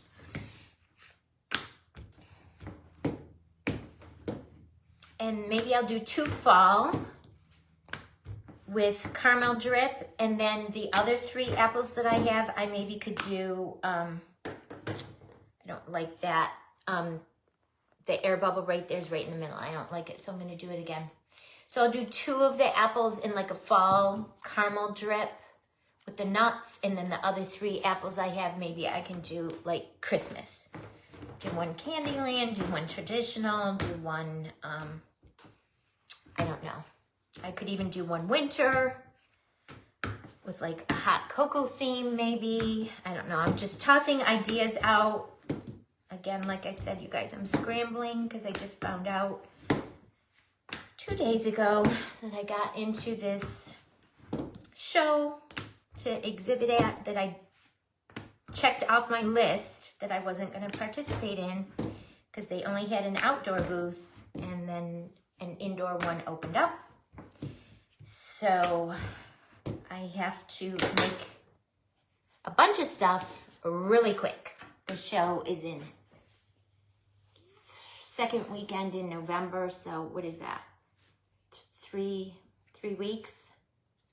4 weeks? 4 weeks, maybe. It's November 9th and 10th. What is the date today? I have no idea even what the date is today. But anyways, I need to make a bunch of stuff really quick. Ginger, Carly was on a little bit earlier. She seems to be in good spirits.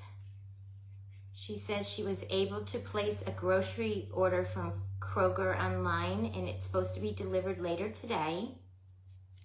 I told her if she needs anything, I could put a box together. Candy apples are your favorite sweets. Now I'm wanting a candy apple. We're talking about them all. 12. What does 12 mean? Are you talking to someone else? Did I miss a comment? What does 12 mean? And see how easy that foam clay pulls away?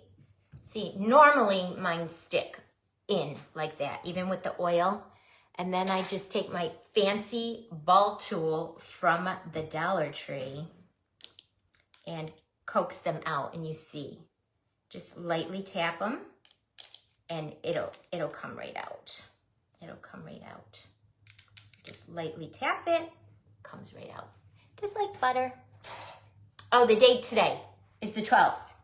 Okay, and the show is the 9th and 10th, so I have like 3.5 weeks to, yeah, so I need some ideas on quick, simple, easy, like at a good price point for a show, like under $20, like 10, 15, and under $20 price point thing. Because, you know, people go to these shows and they get so excited and they want to buy this and that and this and that and this and that. So you got to try to keep your stuff reasonably priced so people can afford to have fun and shop and buy stuff. I went last year as a shopper. I got a really cute, crab pots are a big thing here. We live on the coast and people for the holidays do everything crab pots, crab pot Christmas trees, crab pot, everything. And I got a really cute crab pot present that lights up with white lights and is decorated with a big, huge, I think she used a whole roll, black and white buffalo plaid check flannel ribbon bow on it. It's gorgeous, so gorgeous. Sundaes or milkshakes, that's a great idea too, because they come together relatively quick. That's a great idea. Okay, so I'm just smoothing my edges. If they came out of the cookie cutter a little raggedy, so everything's really smooth now on the drip. And let's go ahead and grab our 2 apples.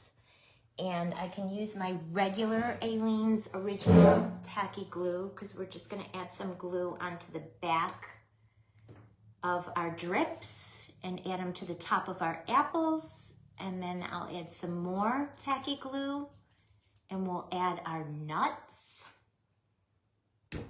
And whatever you guys decide on, either the popsicle stick or the straw, we'll tie some pretty ribbon onto it.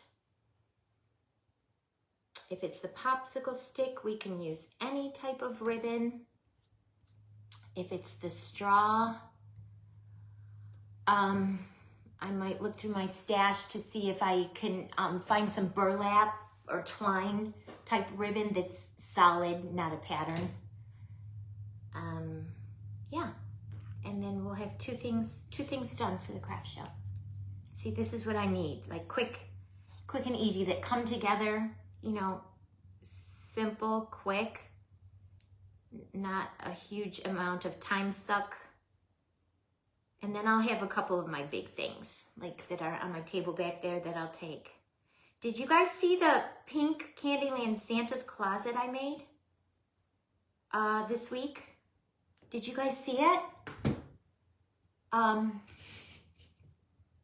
Cindy, did you see it? It came out so sweet. It came out super cute. I love it. I'm going to keep it for myself, but now I feel like I have to take it to the show because I can't have all little stuff. It's always nice when you go to someone's booth if they have a nice selection of a few bigger things and then some smaller things and some medium priced things. So I feel like to catch people's eyes, I need to have a few big showstopper things that I may be dragging to the show with me and they may not sell. You see, you just never know. You never know what's gonna go. I know the little stuff will go, or the stuff at, you know, a more reasonable price point. That stuff usually goes good at shows. And of course, anything that you put on sale. If you have anything marked as sale, people want it. They want it. Who doesn't love a sale, right? Who doesn't love a sale? All right, and then I'm going to carefully pick this up because you guys know I have a wipe right here. I hate getting glue on my fingers. And this is tacky glue, so it's not so bad, but I really hate getting... Can you guys even see what I'm doing? I'm talking and not even paying attention. So, I'm going to stick this strip. How cute, you guys. Oh my goodness. So cute. Adorable. And then carefully go around, push all your little drip sides down. You don't want to push too hard because you don't want to distort your drip shape. Just keep going around and pushing it down. And then in the top, I'm just going to take lightly the top of my fingertips and push that indentation down the top of the apple. And that's where we will stick our straw or our popsicle stick. Bring some big things. Yeah. Ooh, that's a good idea. I love that, Ginger. I love that idea. What are you doing, Ginger, the weekend of November 9th and 10th? Do you want a road trip out and come help me? I know you said you like to travel. We might get into trouble. We might be giggling and having too much fun. Our little neighbor vendors next to us might kick us out. The drip mold, Sandra, I got from See My 3D Prints. They have amazing cookie molds, and it's C as in cat, my, M-Y, 3, the number 3, D as in Debbie, prints, PRINTS.com, seemy3dprints.com. They have amazing cookie cutters. I got this whole bag of drips from them. So there's this style. This one I got from Amazon. Hi, Brenda, welcome. And then there's this style that we just used. And there's 3 sizes of this and 3 sizes of this. Because sometimes you need a fussy drip and sometimes you, like on a donut, you want something not quite as loopy. Yeah. And I mean, there's the large, the medium, and then the small size too. They have amazing cookie cutters. And this one I got off of Amazon. I don't know, I thought it was gonna be bigger than what it was. It's fine. It's fine for a donut or something. All right, guys, that came out adorable. Let's add the second one to the second apple, and then I'll get the nuts, and we'll add the nuts, and then we'll add our straw. Yes, Ginger, that's a great idea to bring some of the bigger things, and Mark sold on them. I love that. Oh, happy birthday early. Yeah, I bet they do. Oh, wow, you're going to be busy that weekend, aren't you? Oh, the Merry Mistletoe, Mistletoe Makers, that one. It's my son's birthday too. His birthday's on November 8th. He will be turning 34. 34. 35. 35. He was born in 1990. 35, I think. My oldest, the one that has the 5-month-old baby. Then my youngest is only 12 months apart from my oldest. So 10 days after my oldest birthday is my youngest, and he'll be turning 34. They're 12 months apart, my 2 boys. I was a busy mommy for a bunch of years with a 12-month-old and a newborn. I don't know how I did it. That's why God gives us babies and children when we're young. When I go to babysit my granddaughters now, Mimi needs a nap by the end of the day. Mimi needs a nap. Mimi gets tired out. Mimi gets pooped out. They run me ragged. They have endless energy at that age. Good for them. Okay, guys. So this little drip now has the tacky glue spread on the back. We're going to add it to our apple. Oh, bye, Lucy. Thanks for hanging out with us. Okay, good luck to your daughter. All right, again, I'm going to pick this up carefully because it's very gluey. And kind of turn my apple upside down and just kind of eyeball place it. And then we'll do the same thing. Just push it down gently. You don't want to distort any of your drip shapes because they're so cute, you guys. I go around once and push them down, and then I go around again a second time. And push them down a little bit harder so you make sure you have contact on all the edges of the drip and your apple.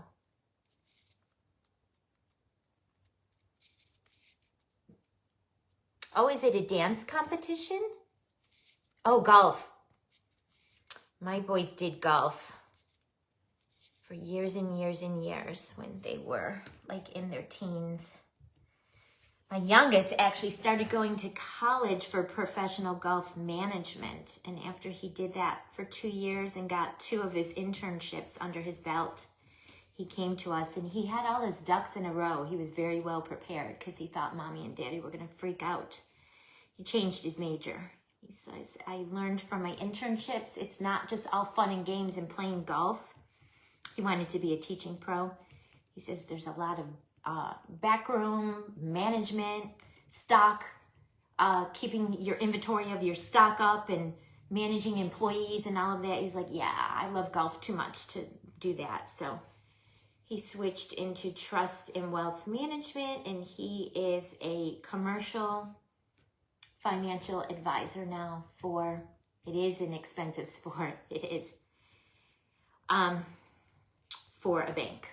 He's a commercial portfolio investment broker for a bank. Okay, guys, super cute.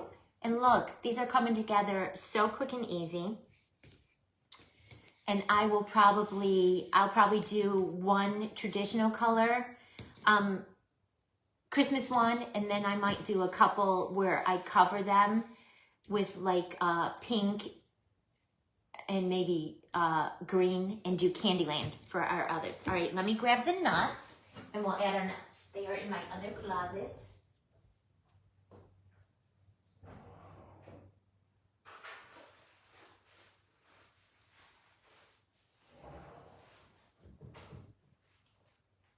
Okay, guys, so these are the faux nuts, and they are like small animal bedding that you can get from, hi Stephanie, welcome. It's just called small animal bedding that you can get from the pet store. And they look just like crushed nuts for your fake bakes. So what I'm going to do is add some, I'm going to switch over to the clear because I want my glue to dry clear. And we're gonna add some clear tacky glue onto the tops of our drips now. And add the nuts. And then we'll add our straw into the center. I'm just pushing that indentation down in the middle of the apple so it keeps a realistic look. I don't know, Sandra. I don't know. This will be my first ever, well, actually my second, and the first one was at a local bar here over the summer, and it poured down rain, and everyone that actually came out in the rain was just wanting to get drinks from the bar. So none of us really sold anything. This one's actually a vendor event with vendors. I think there's like 50 different vendors. There's going to be, I think they said they normally have like 10,000 people come through. It's at the Civic Center in one town over where I live. So it's a big thing, and it's been going on for years. People come from all over to attend it. So it's very well known and attended. All right. But I definitely want to keep this little indentation. I'm still here, Carly. I'm going to be live 24/7 for the next 3 weeks, just doing crafts all day, building up my inventory. Ginger's on. We were just talking about you. I told her that you were able to get an order in for groceries. And hopefully they'll be able to get through and get them to you. But truly, if you need anything, please let me know. I'd be happy to put a care package together for you if you feel it would be helpful. All right, so now I'm going in with some clear right on top of my drip, and I'm going to spread it out, and then we'll add the nuts. Yes. Carly, did you see how the macaron cookie turned out? Were you still on when we finished her, or were you off? She came out cute with all her bling, added her and the lollipops, and then added the glitter and the confetti sprinkles and the peppermint sprinkle mix. She came out super cute. Oh, and then some of the Candyland foam beads as little gumballs. Yeah, she came out cute. I'm not gonna, hi Lisa, welcome. I'm not gonna make a heck of a lot of things this size just because they're, oh, the last peppermint mix, got it. They're a little bit more time consuming, and I just don't know how much people are willing to spend. So I feel like I wanna make smaller, more reasonable price point things, if that makes sense. I just don't know. I'll have a couple, larger ticket items, but I feel like my best bet is to have more small things, if that makes sense. All right, and I'm just gonna spread this out, and I don't want the drip completely covered, so I went light in a few areas with some of the glue, because I think the drip, the caramel drip, is super cute. So I don't necessarily want to cover it 100% with the nuts. I want some of the caramel drip to show through.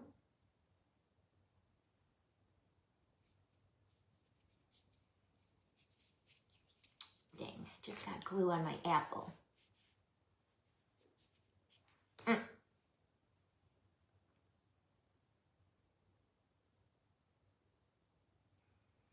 We have to go and get my little granddaughter a birthday present tonight. Her birthday party is next weekend.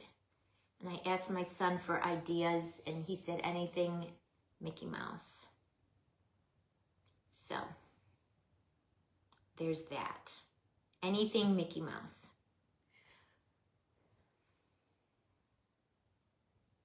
Okie dokie. Anything Mickey Mouse. All right, and then I'm going to smooth it out a little bit on the top. Again, I'm not going all the way to the center because that's where our straw is going to go. I'm going in close, but not all the way down there.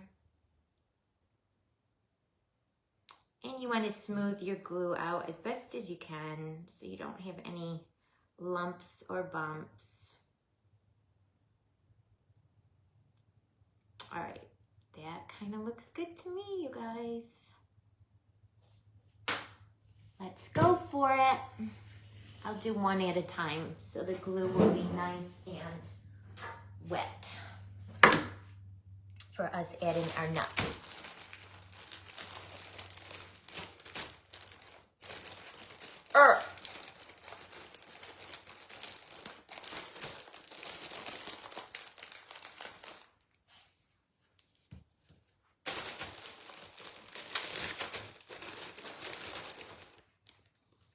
Yep, homes and gifts.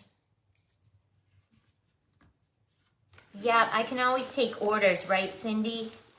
I can always take orders. I feel like I want my larger sprinkling tray for this. I feel like they're going to go all over and be messy. Yeah, I always, if someone sees one of the larger items that gets sold out or that arrives sold out at the show, they always can place an order if they're local, and I can make it and sync up with them after. Right? Yeah. Hi, Wendy. Welcome. We're making fall little candy apples, and I'm trying to figure out my best way to get these nuts on this apple. I feel like I just want to dunk it in it, but it wouldn't get all the drips, so we might have to do a little bit of both. We might have to sprinkle some and then dunk some. These are very quick and easy, you guys. So if anyone else is doing any shows this holiday season, I would recommend doing little caramel apples. Very quick and easy.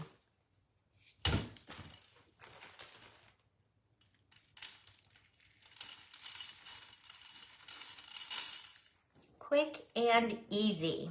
And you could probably do them even quicker than I am, because I tend to be slow when I talk and do crafts. I'm just going back over the same areas, you guys, making sure any of the glue gets covered. Then you might have to wiggle some around. I have a few pieces that are like hanging off the drip. Just wiggle around, just like you would with, you know, your regular sprinkle mixes. How cute, you guys. Super cute for tier trays. So cute for teacher gifts. I mean, I forget all about that because I'm out of the teacher space since my kids are grown and have kids of their own. But what a cute little teacher gift. Reasonable. I mean, I'm thinking off the top of my head, I mean, you guys, what do you think? $10 for something like this? Taking into account the cost of materials, the apple, the foam clay, the glue, the fake nuts, straw, ribbon.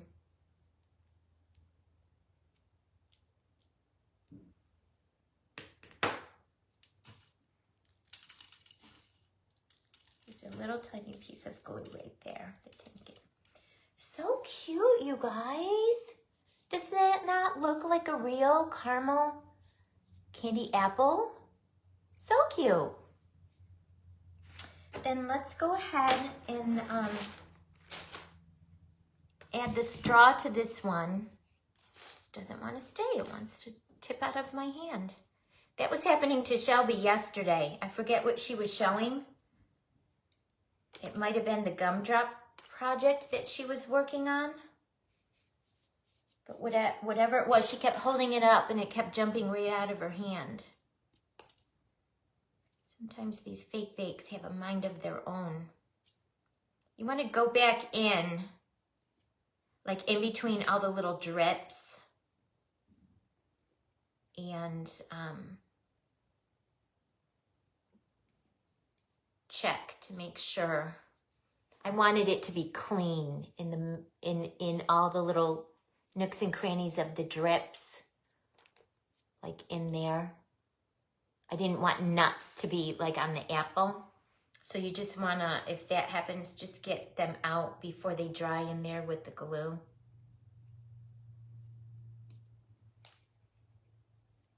Okay, that looks cute, you guys. It looks like a real,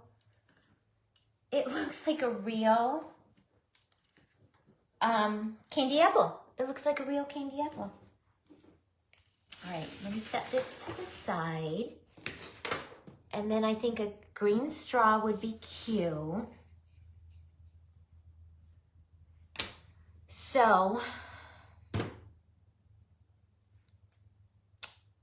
want to poke a hole,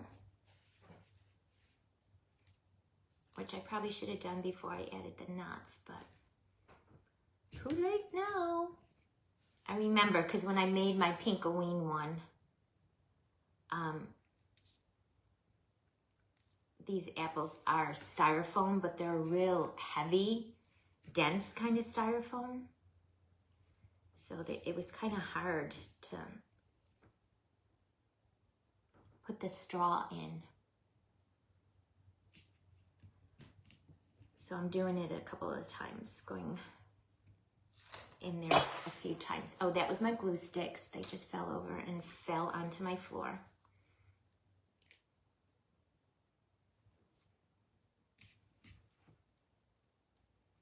You know what? Pause. I want to put a dowel in first and then put the straw over it.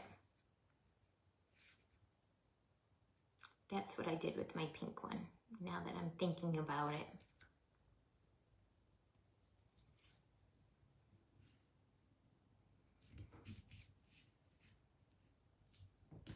So it has something a little bit more stable to bite onto. And then the straw over is just like for decoration. So you've got your dowel in there for stability, because you know everyone's gonna pick it up from the straw. I'm gonna put some super glue right around where that hole is, so it will hold my paper straw eventually when the glue dries. Put a little drip on each side of the wood dowel. Yes, Jenny, yes. I am gonna be doing crafts live 24/7 for the next 3 weeks. So join me here. I'll just have my husband bring food.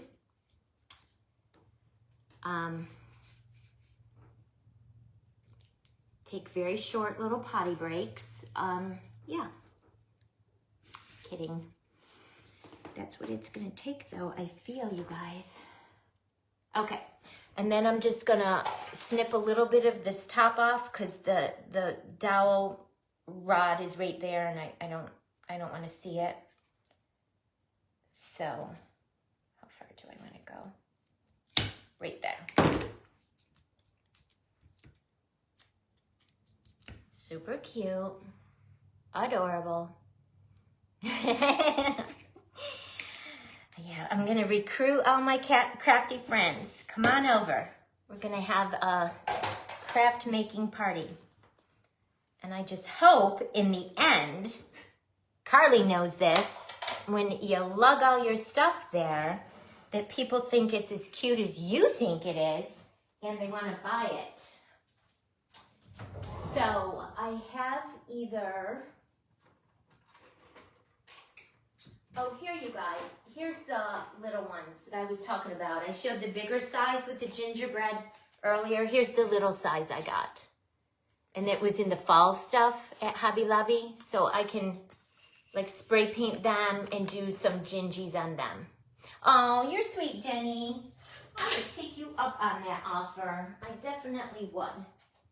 All right, so I have where I can use just regular twine to tie a bow, or I want to say in my stash, I have some like twill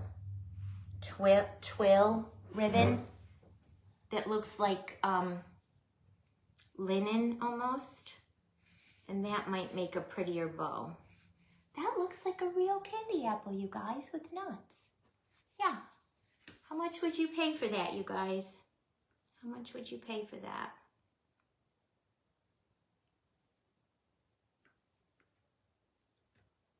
Should I just go for it and just make a bow with the twine? Make it look real rustic, primitive. This would be adorable on a tiered tray. Display on a tiered tray. I'm gonna have to glue it because it's gonna slide up and down, and I'm not gonna like that. I'm going to want to, I don't know. I feel like I want that. I feel like I want the other ribbon. I don't like how that looks. I don't like how that looks. I'll have to find that other ribbon. I know all my ribbon buckets are up in my closet. I'll just have to pull them down and find it. I know what I want to use. Oh, it might be cute with some glitter cord tied as ribbon. I have buckets and buckets. I have 1, 2, 3, 4, 5 buckets up in the top of my closet with ribbons, you guys. All right, so I will add the ribbon off camera and take a picture and show you guys. Because I didn't like how the twine looked. I didn't like the twine. All right, let me grab another straw and another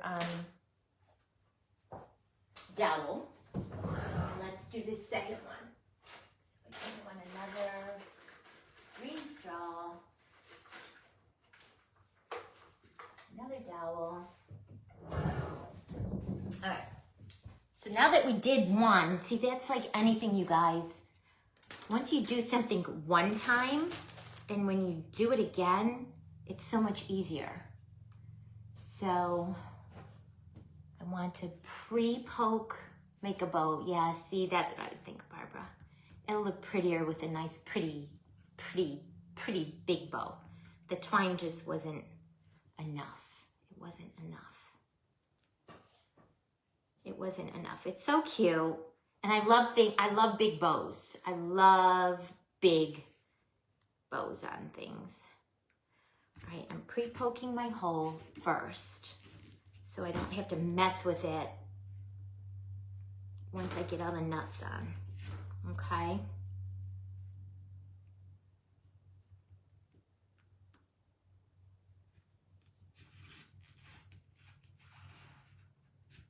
Okay, all right. And then we'll just add some clear tacky glue. Add the nuts. Add the straw. And then I'll find some ribbon from my stash. I'll look through everything I have. I'll find just the right one. I have so many ribbons, you guys. I even have I have 2 huge plastic bags in my garage of spooled ribbon from when I was making all my wreaths. When we lived at the B&B and I made wreaths and sold my wreaths. Carly, you know, how do you store all of your spools and spools and spools of ribbon and mesh? See, that's the hard thing. I love all kinds of different crafts. And for each craft, you have to have like so much stuff. For each different craft, you have to have different supplies and tools and stuff. I mean, how do you store it all?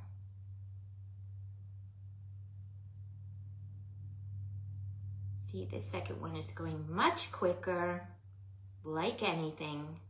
Your first one is your trial and error. And the second time you make anything, it goes so much quicker. Okay, time for nuts. Time to make the nuts.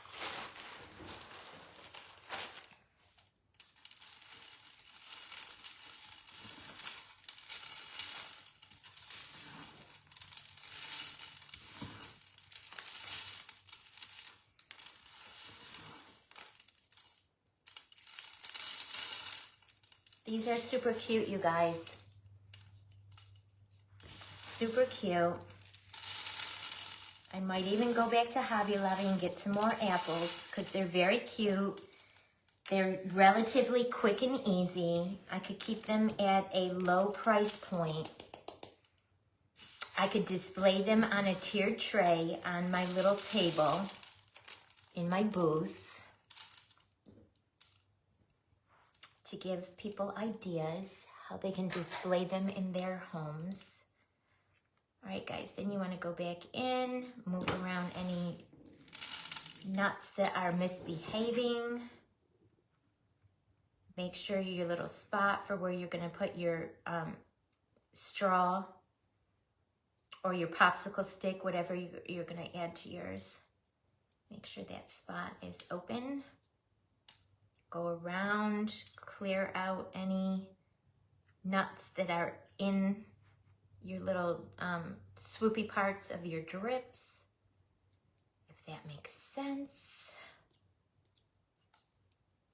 Descriptive with my words. I don't remember. Let's see, the bag was here. They're from Hobby Lobby. It was a bag of 6 for $6.99. So basically a little over $1 for the apple, like $1.20, something like that, $1.15. Unless you get them on sale. You get them on sale.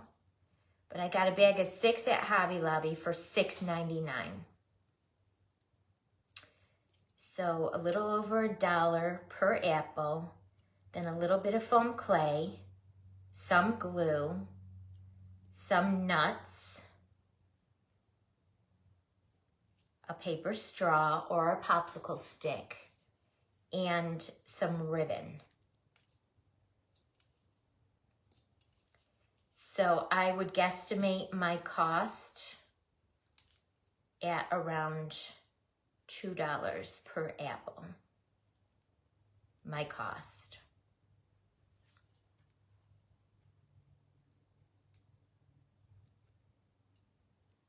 And you might could look, you guys, you might could find the apples less expensive, like on Amazon.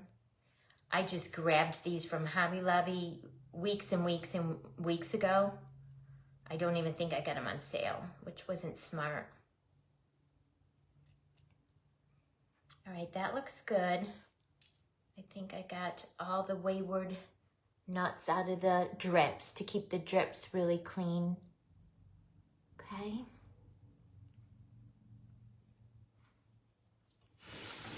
All right. So then we want to come in with our wood skewer.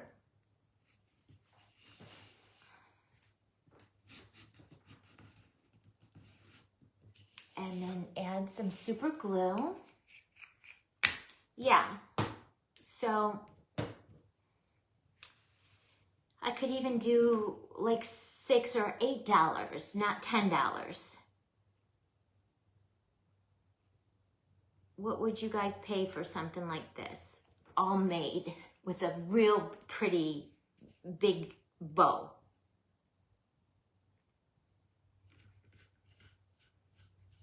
I feel like I want to keep them a little bit more on the reasonable side. Have some things that are quick and easy and inexpensive, and then have some medium priced things, and then have some more expensive things.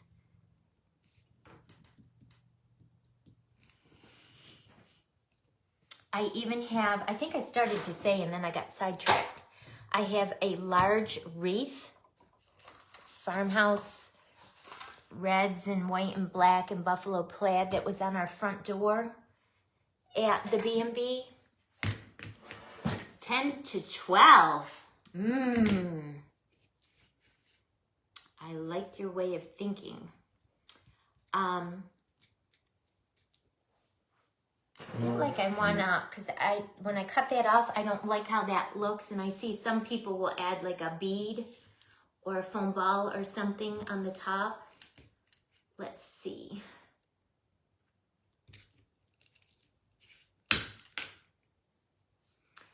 I'm not 100% liking the way the top of that looks. It looks rough to me. So what do I have?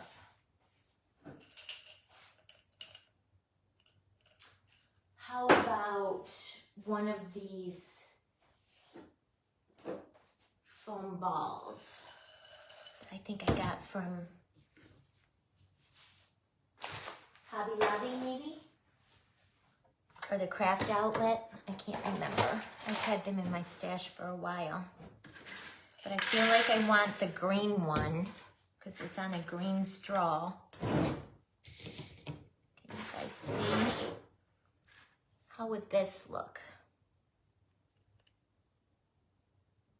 I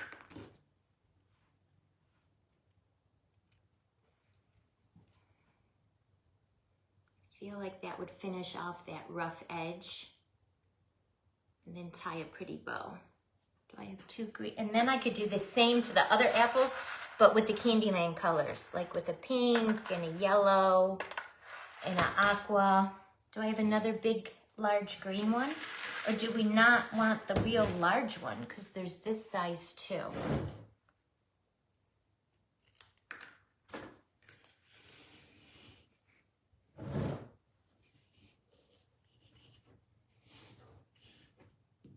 Which, you guys? The larger one or the smaller one? Can you see them, or is my finger in the way?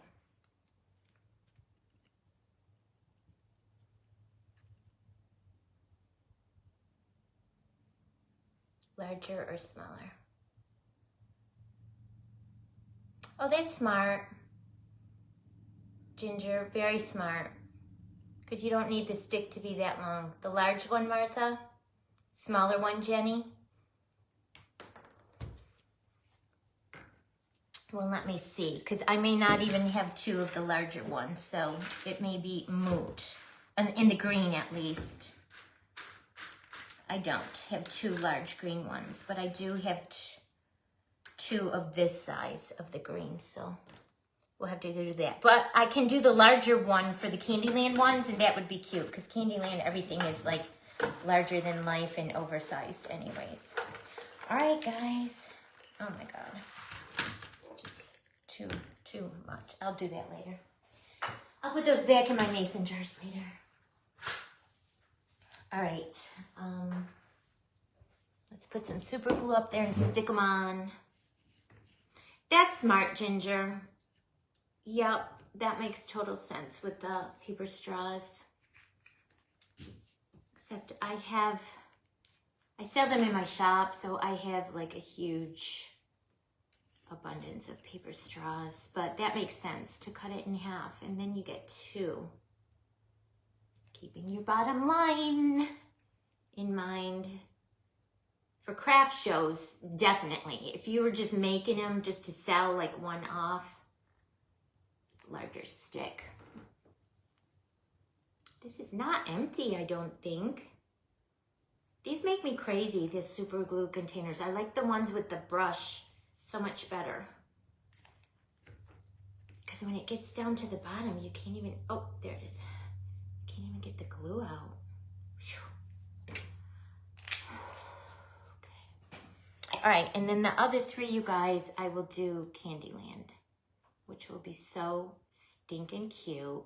How cute would those be next to that cute little Candyland macaron? So cute. Well, if nothing else, my booth is going to be cute. People may not get it and they may not shop and buy, but it'll be cute.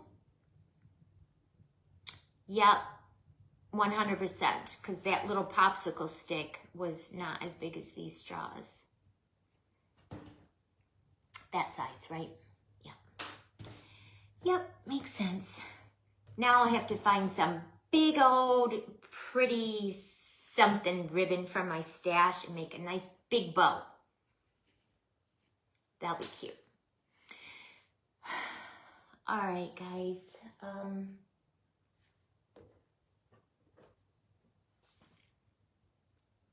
I think for the Candyland ones, I definitely want to cover the apples. Like you guys saw me cover the pink one for the Pinkoween for my wreath on my front door. So I'm going to want to cover all of these apples. You guys don't need to sit and watch me do that. So I'll cover the apples and then I'll come back on maybe tomorrow and do some more. We have to head out and go get my about to turn 2-year-old granddaughter her birthday present. Her birthday is next weekend, so I got some shopping to do. I'll find some ribbon to tie onto these caramel candy apple ones.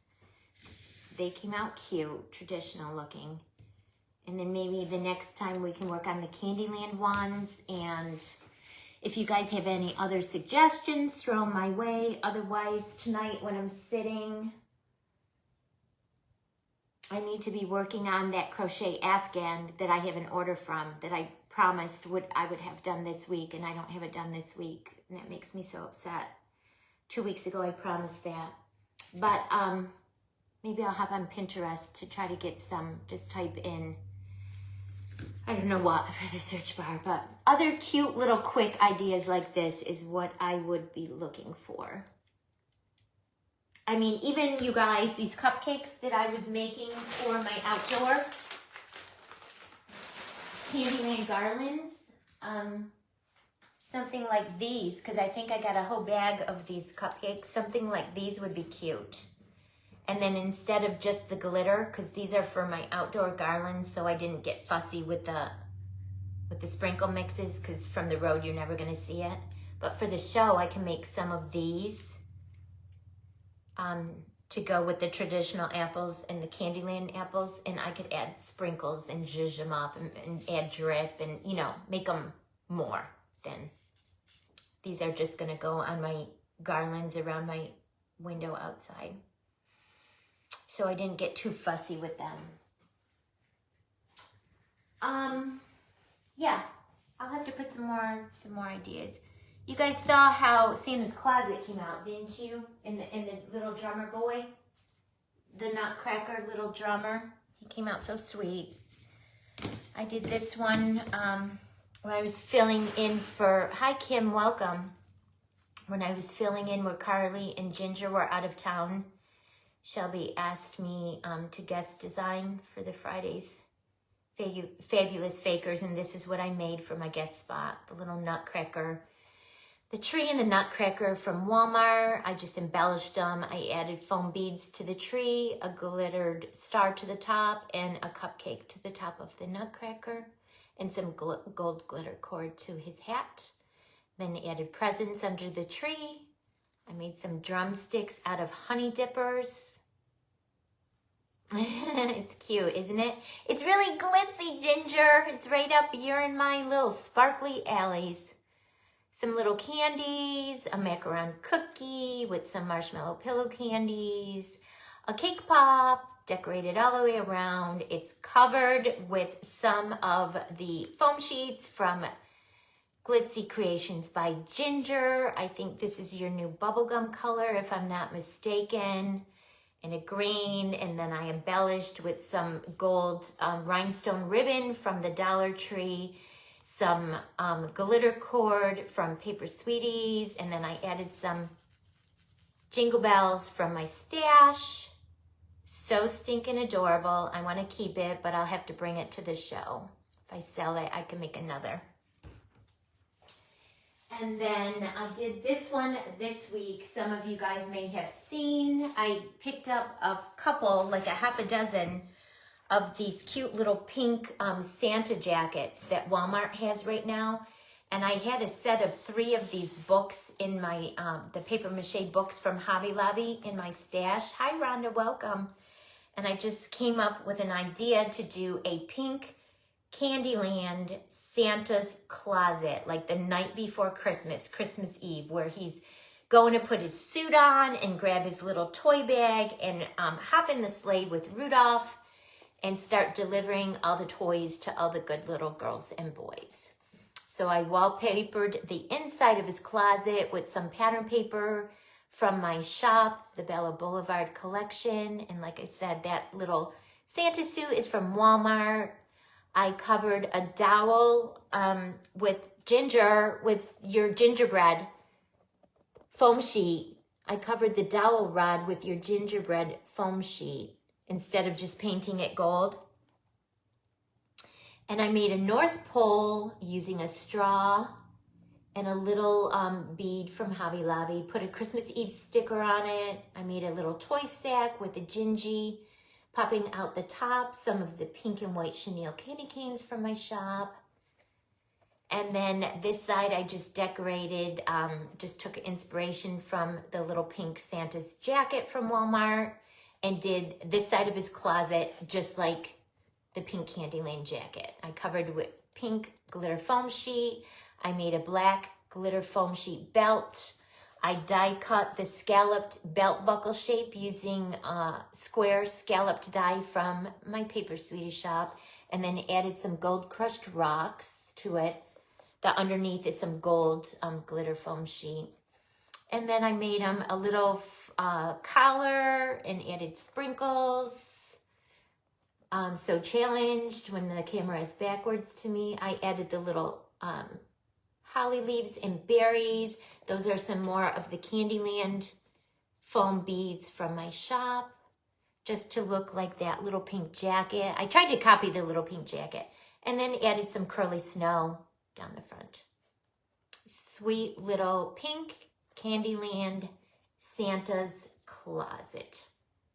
I kind of just very neatly decorated the back in case someone wants to display this on a table that you would see around all sides. I want to keep this for myself, but I will take it to the show to have a few larger items. I think that'll be cute. And then I could put a pink Candyland apple next to it. Maybe someone will want to buy the drum and a candy apple, a little Candyland apple, not the fall ones. Thank you, Cindy. Thank you so much. Yeah, these were fun to make. They were super fun. And they evolved because I had like an idea in my head. And then as I started making the projects, I had to change some things up and switch some things out. Covering the book with the foam sheets, I got discombobulated. I thought my top was the bottom, so I had to wing it. And originally I wasn't gonna wrap things with the glitter cord, but on this one I did because I thought this was my bottom. Uh-oh. That is my pattern paper, you guys. I have to go add more adhesive under my pattern paper because it came unadhered. The pattern paper came unadhered from my paper mache box. So I have to go back in and add some more adhesive.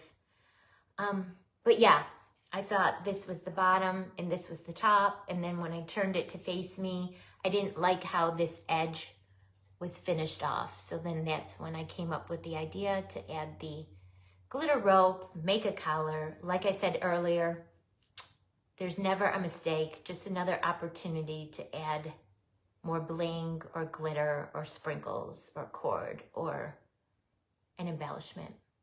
Yeah. Okay, guys, I'm gonna hop off. I'm sure my husband wants to get going and get our shopping and errands out of the way. Thanks for hanging out with me. Thank you to everyone for your suggestions.